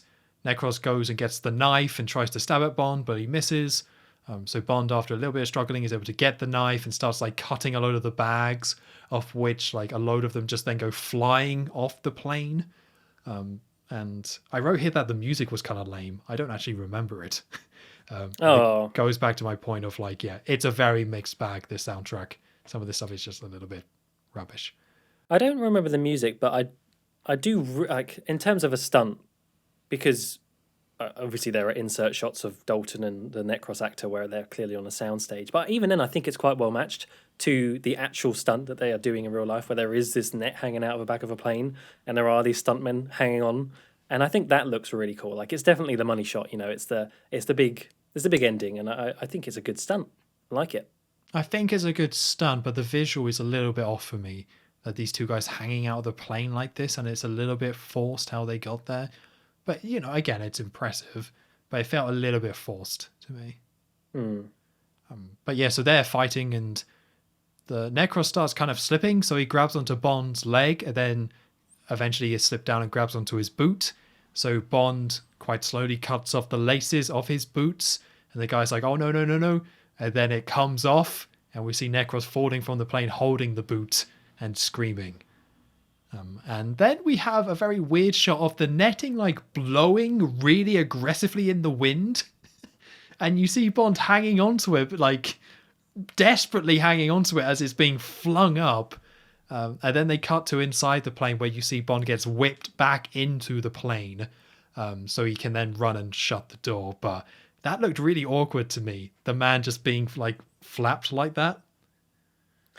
I can't really visualize that part in my head, but it is funny how that now it flips back in.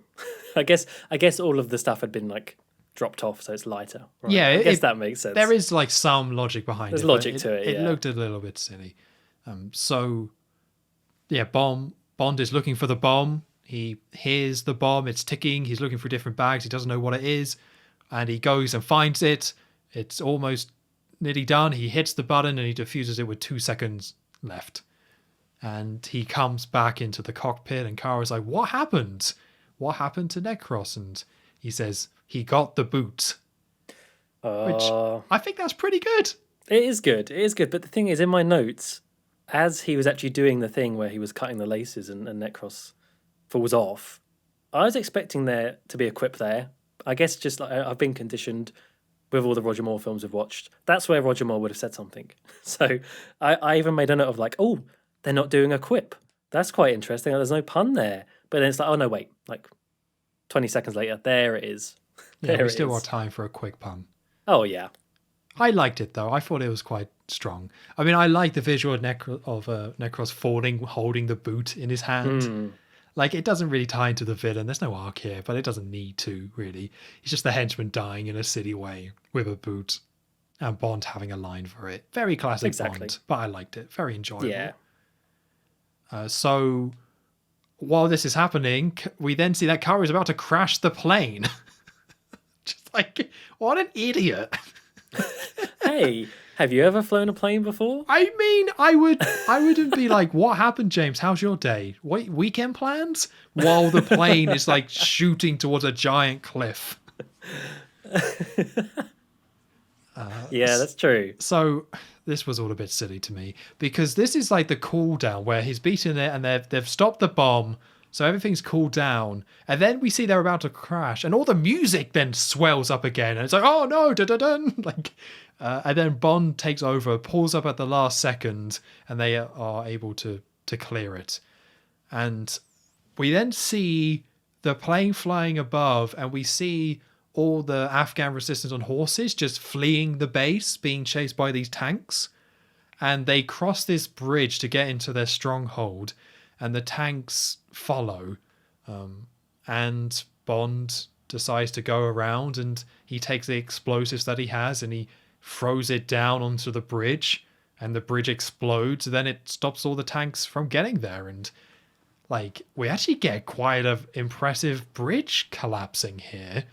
Which seems so odd because this just has nothing to do with anything really. Like, yeah, there are some story stuff that's tied in and it is Bond repaying the favor with Cameron and helping him out.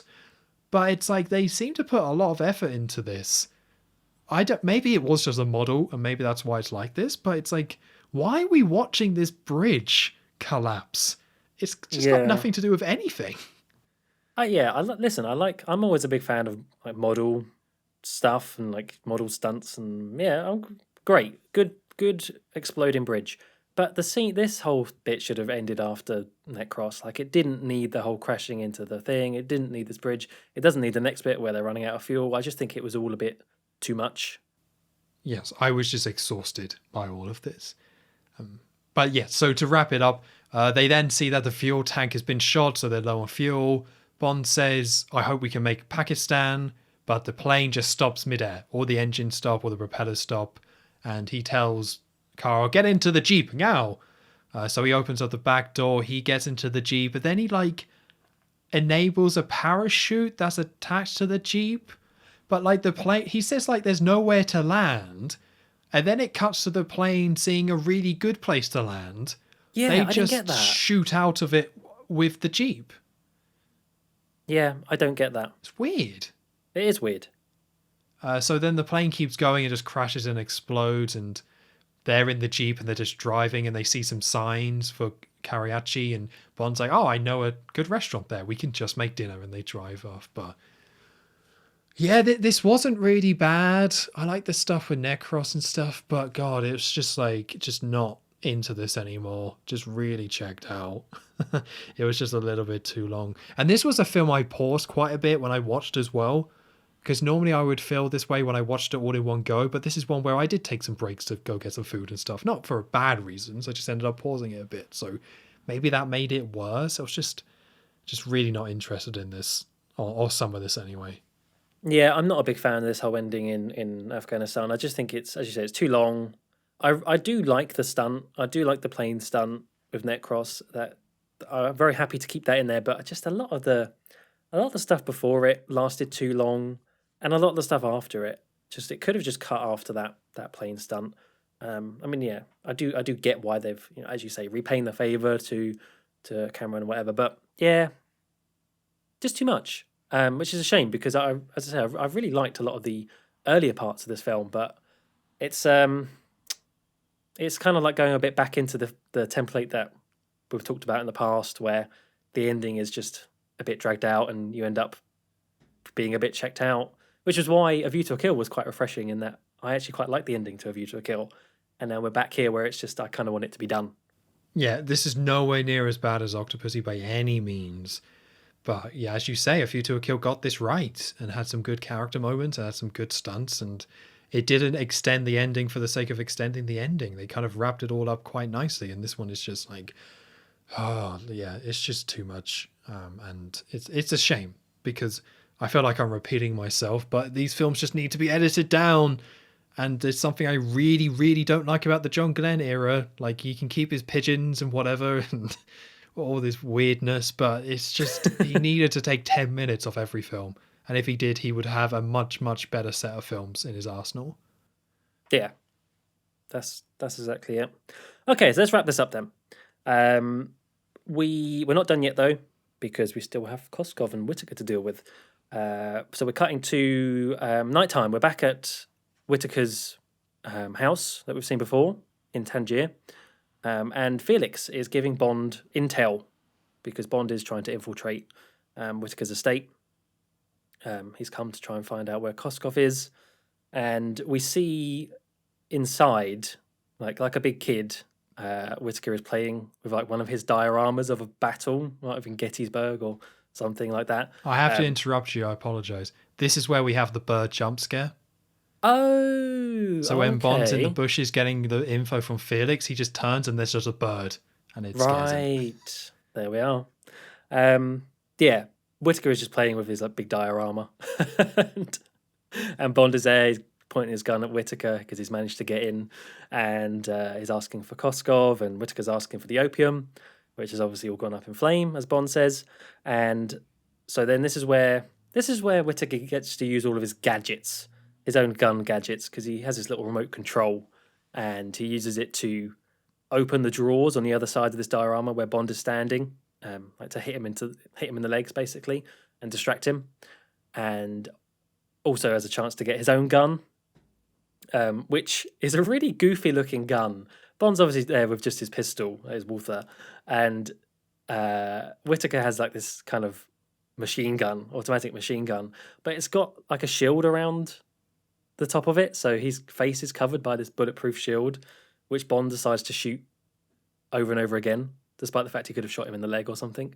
Don't know why. Well, I think that's mostly for the audience, but I think the idea is that he is fully protected himself because he's got body armor over everything apart from his head, but he has this machine gun though where he has this like bulletproof plastic, so he's completely covered and can't be hit. I guess you're right to presume that he's all equipped out because he is a bit of a nut, like a gun nut. But it just looks kind of dumb. Yeah, this is kind of stupid. Like this is one of the villains. He's got his little plastic thing over his face, and he's also using all these on his little remote control. Bond is like hiding around a corner, and Whittaker uses it to start this little cannon model next to Bond, and that blows up near Bond and gets him to move out of the way. Eventually, Bond does hide behind a statue of Wellington, I want to say. Oh, yeah, it's got to be, right? think it's like that because he says something about, "Oh, I know you'd go and hide behind British statue or whatever," and that's where he plants his keychain. It's still going, except this time we're using the plastic explosives because as Whittaker goes and stands in front of the statue, Bond does his wolf whistle, and that causes the statue to keel over and crush Whittaker into his own little diorama. Presumably kills him. I mean, it's probably quite a heavy statue. Yeah, it does. I think you see him because other people enter the room and they're like, "Oh, look at that dead guy." He's definitely dead. Yeah. Although Bond is about to be caught out by one of Whittaker's guards, like behind him. Although thankfully Pushkin arrives just in time and takes out the guard because he's here looking for Koskov too, and he's found him. Koskov's come in, like surrounded by guards, and he does like his little phony thing to Pushkin, like "Thank God you're alive," and like being really smarmy and Weasley like he has been throughout the whole film. But obviously Pushkin's not buying it at all, and says, "Send him on the next plane to Moscow, in a diplomatic bag," which I'm not quite sure what that means exactly. I mean, not a body bag, right? It's not going to kill him. Yeah, I don't think they're saying kill him, but I don't know. I guess he's under arrest, and Koskov is obviously being caught. We haven't talked much about Brad, have we? No, I mean, He's just not in the film enough, is he?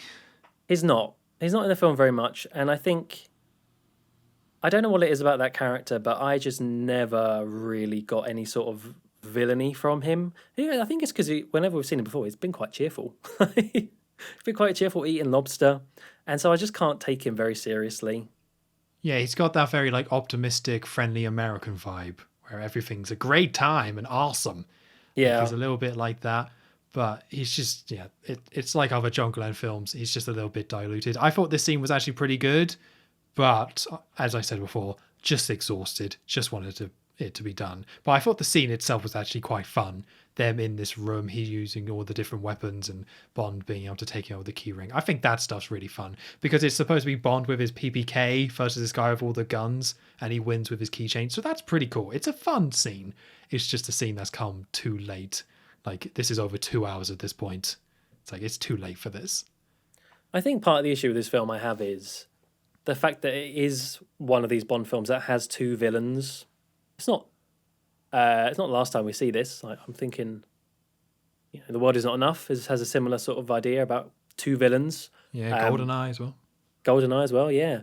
I just think with this one in particular, where there's two, and there's definitely been more time spent with Koskov, but even then, I just feel like they're both quite weak. I don't know. I think tied to the fact that I don't think they had a very good like villain storyline anyway. I just never really kind of got much villainy or much presence from them on screen, especially coming from someone like Christopher Walken. I mean, come on. Like, that's a high bar. Oh yeah, it's definitely. I agree with you, although I would say they're not trying to do that. There's like no real attempt to make it like a Zorin or a Drax, so I didn't mind it too much.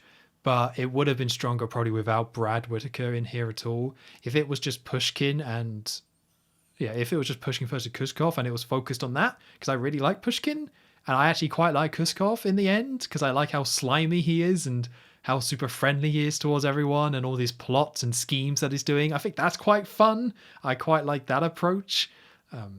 But yeah, it just gets a bit lost in itself with all the different schemes and plans. Yeah, I think Koskov could have been a fun villain, but kind of had to share too much with Whittaker in this case. So yeah, after that scene in Whittaker's estate, wondering about what happens to Kara. Well, she's back playing her cello, in the concert hall, being conducted by John Barry. A little cameo there by John Barry. That's cool. Yeah, he's actually doing. I mean, I guess that's what he does, right? So they just said, "Hey, do you want to be in the film and do some conducting?" And he said no, and they said, "Go on, come on. We'll pay you." So all right then. So yeah, she's there playing the cello.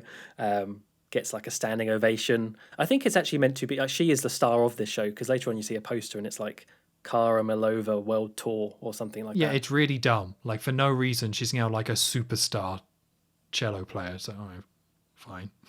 Listen, she was practicing before. She's It's the gunshot in the cello that made the difference. Yeah, she uses any other cello, she's useless. Yeah. But yeah, after the show has finished, she goes to go see M. M's there, as well as Gogol is there as well. I was so surprised by this. I was honestly convinced that was it for this character, but he's still here. I can't believe it. But yeah, as we know, he is now no longer the head of the KGB. That's Pushkin. He is now in charge of like foreign service, and he's been able to give Kara like this visa that means she can travel really easily. I don't know.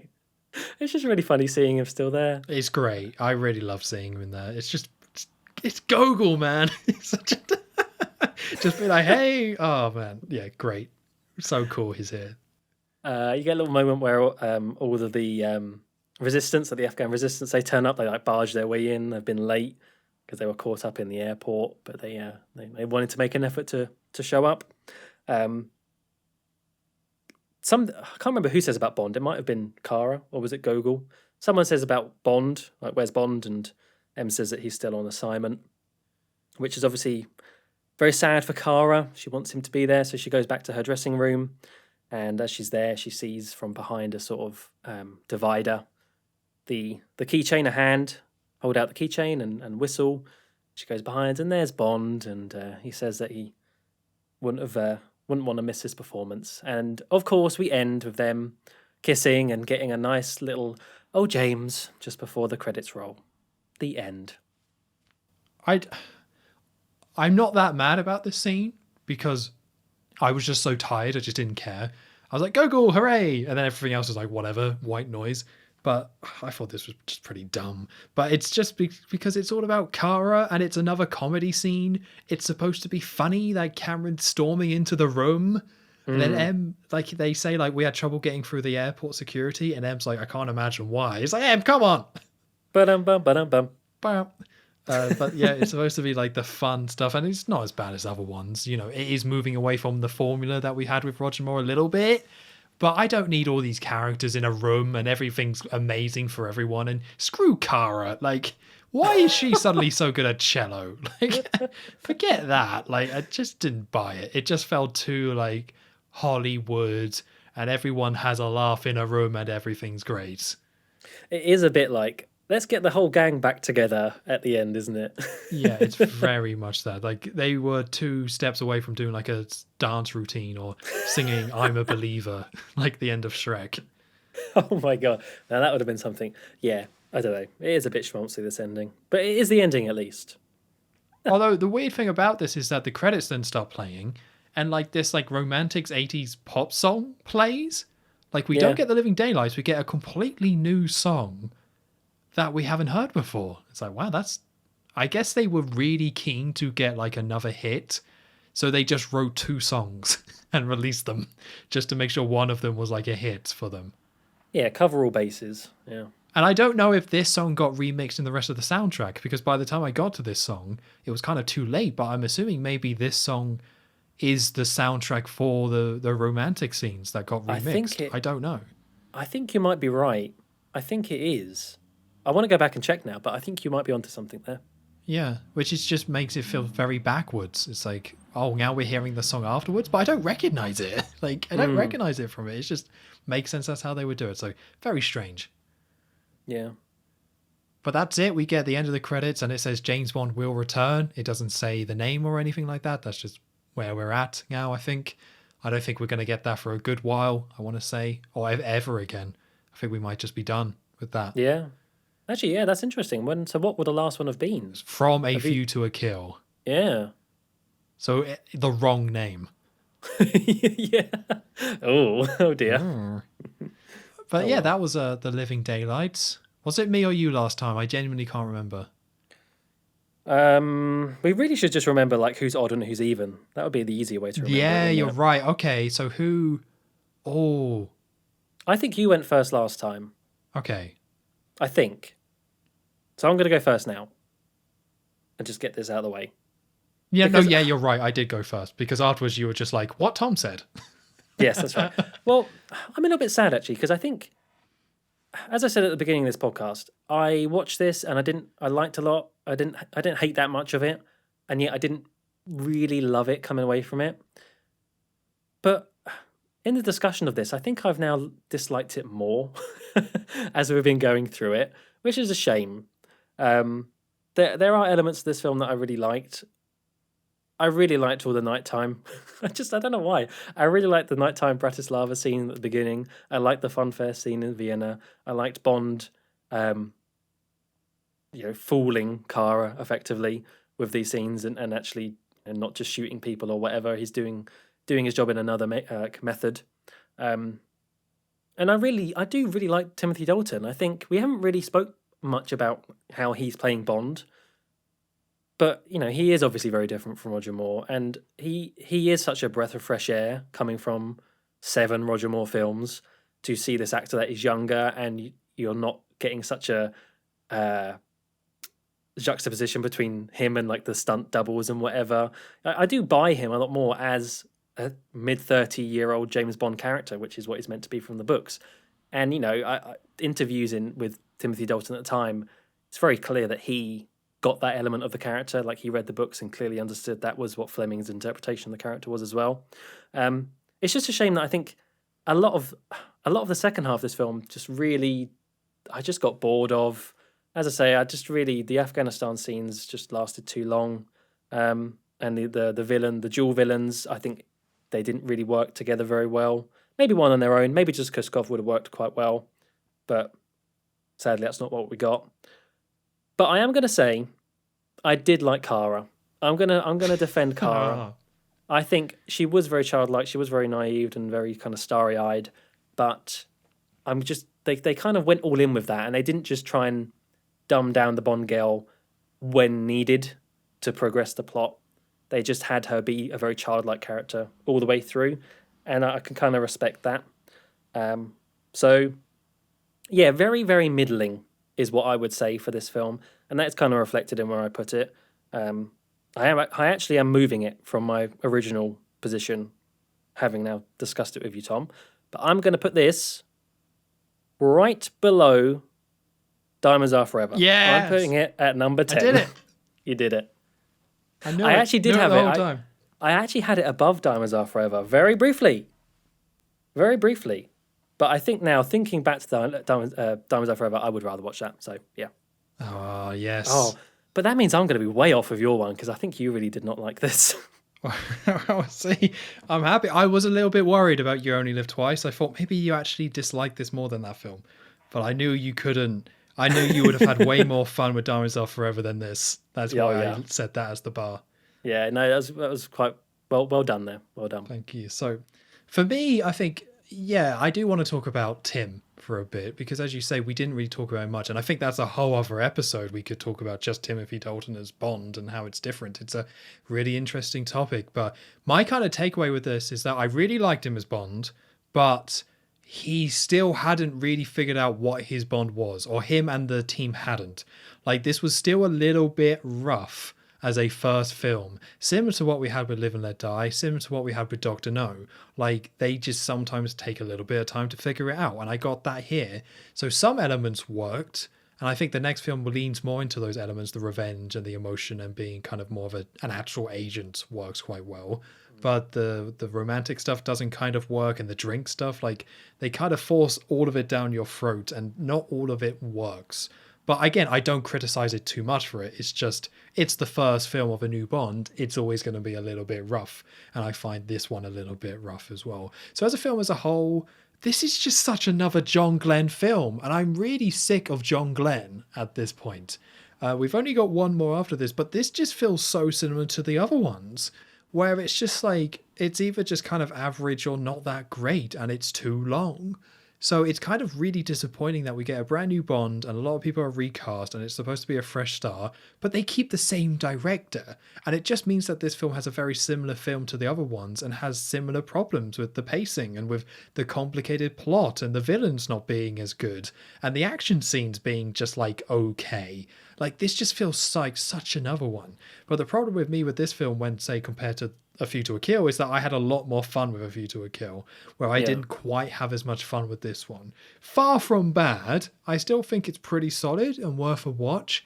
And the biggest criticism that I would say is, as you can probably guess, it's just too long, just like the other John Glen films. Like, I'm really sick of that. And it just needed to be cut down by like 10 minutes, and it would have been a lot stronger because the ending is just exhausting. And that's something that I personally just can't stand. If a film is too long, that just really hits me hard, and I get really frustrated by that. So to me, this kind of frustrated me by the end. But there's still stuff I liked. I think Timothy Dalton is still a ton of fun. I still like the Saunders stuff. I think some of the setting is pretty solid. I think Pushkin is a great character. And I still quite like the General Koskov as a villain as well, as kind of this slimy villain as well. It's just, some of it just gets a bit diluted in how long this is. So yeah, nothing really remarkable, but nothing really all that bad apart from kind of the pacing of it. And also Kara's pretty bad, but like there's been other Bond films with bad Bond girls. Having a bad Bond girl to me doesn't matter that much. I'm not going to get that upset by it. It just kind of is what it is. And it doesn't really kind of ruin anything. It just doesn't elevate it. So for me, this was kind of an easy one to rank, where it's like, well, I like A View to a Kill more because it's another John Glen film, but I just had more fun with that one. But I think this one is just better than For Your Eyes Only. I just got less annoyed by this film than For Your Eyes Only. So for me, it goes slap bang in between those films at number 12. So below A View to a Kill, but above For Your Eyes Only. Yeah, I should have known A View to a Kill. Well, I don't know why I didn't take that into account. Well, I am strongly considering moving that up as well. I don't want to do it yet, but the more I think about that film, the more I'm like, yeah, that was actually a good time. Maybe that needs to move up. Let's just go back to that one. Yeah, we'll do it again next week. No, I actually do have a question though. Yeah. Does Pushkin ever come back? Oh, I hope so. Because I don't think he does. Oh. But I didn't really mention Pushkin, but I did like Pushkin too. For how little he was in the film, I think he was a good character. And I don't think he gets the same treatment that Gogol does, or did, where he was in so many films afterwards. I think this might be it. That'd be sad. I really want to see him back, even just for the next one. It could have been in GoldenEye. Well, he's definitely not, but... Definitely not there, but he could have. Yeah. Oh, well. Yeah, it's interesting with this film, because I feel like I'm going to forget it all in a month. Well, that's just the way it is, isn't it? Sometimes they stick, sometimes they don't. Yeah, I mean, we'll see. Maybe I'm completely wrong, but I can kind of see why this one kind of gets a little bit forgotten. I guess I can also see why some people really like it, because it is Timothy Dalton and it does do things differently, and it does kind of have its own balance and kind of elements that it does in its own way. But also for me, this was just kind of just a really forgettable one, I think, for how long it is. Yeah, I think even though I've ranked it above For Your Eyes Only, I feel like in a month or two I'll remember For Your Eyes Only more. I think that was a more distinct film. It's just, this one didn't bother me as much as that one did.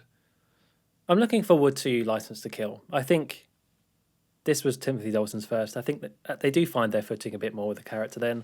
And I know that the villain is good. I'm excited to see Sanchez because I remember him being a very good villain. Yeah, I'm really looking forward to that as well, because License to Kill is the one I remember. It's the one that stands out to me. And yeah, let's see what happens when Timothy Dalton does another one, and it's his second film and is more established.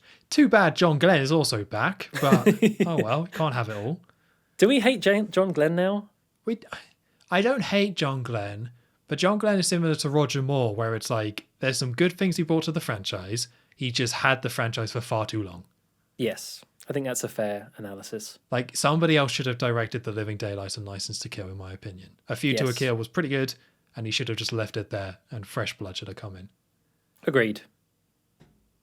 Oh, so that's The Living Daylights. I don't have that much more to say about it. It kind of just is what it is. Like, it's just a tick box. We've watched it, so we've done that episode. Let's move on to the next one. Pretty much. Yeah. I don't really have much else to end on. I might go make a Kara. We love Kara forum though. No. I feel like she needs some loving as a character. She doesn't need some loving. No. I'm going to make a Pushkin fan club then, if you get a Kara. Oh, I see. All right. Well, we'll see who gets more followers. It's definitely going to be yours. I don't know. There might be Kara people out there. She's still alive after all, so that's big points for her. Yeah, let's just make that very clear. As of recording, she is still alive. Oh, if she dies before we publish this. Oh, this so bad. That would be bad. That would be like when, like the Queen dies or something, and I have to change programming. I have to keep an eye on that. Yeah, we'll have to wear all black and change everything. Oh, okay. So any last thoughts before we go, Joe? No, not really. Apologies to Mariam Dabo. Okay, cool. This is for you, Mariam. Yeah. You're welcome. Okay. Thank you very much for listening. You have been listening to the Bond Revisited podcast, episode 15. The Bond Revisited podcast will return next week for License to Kill.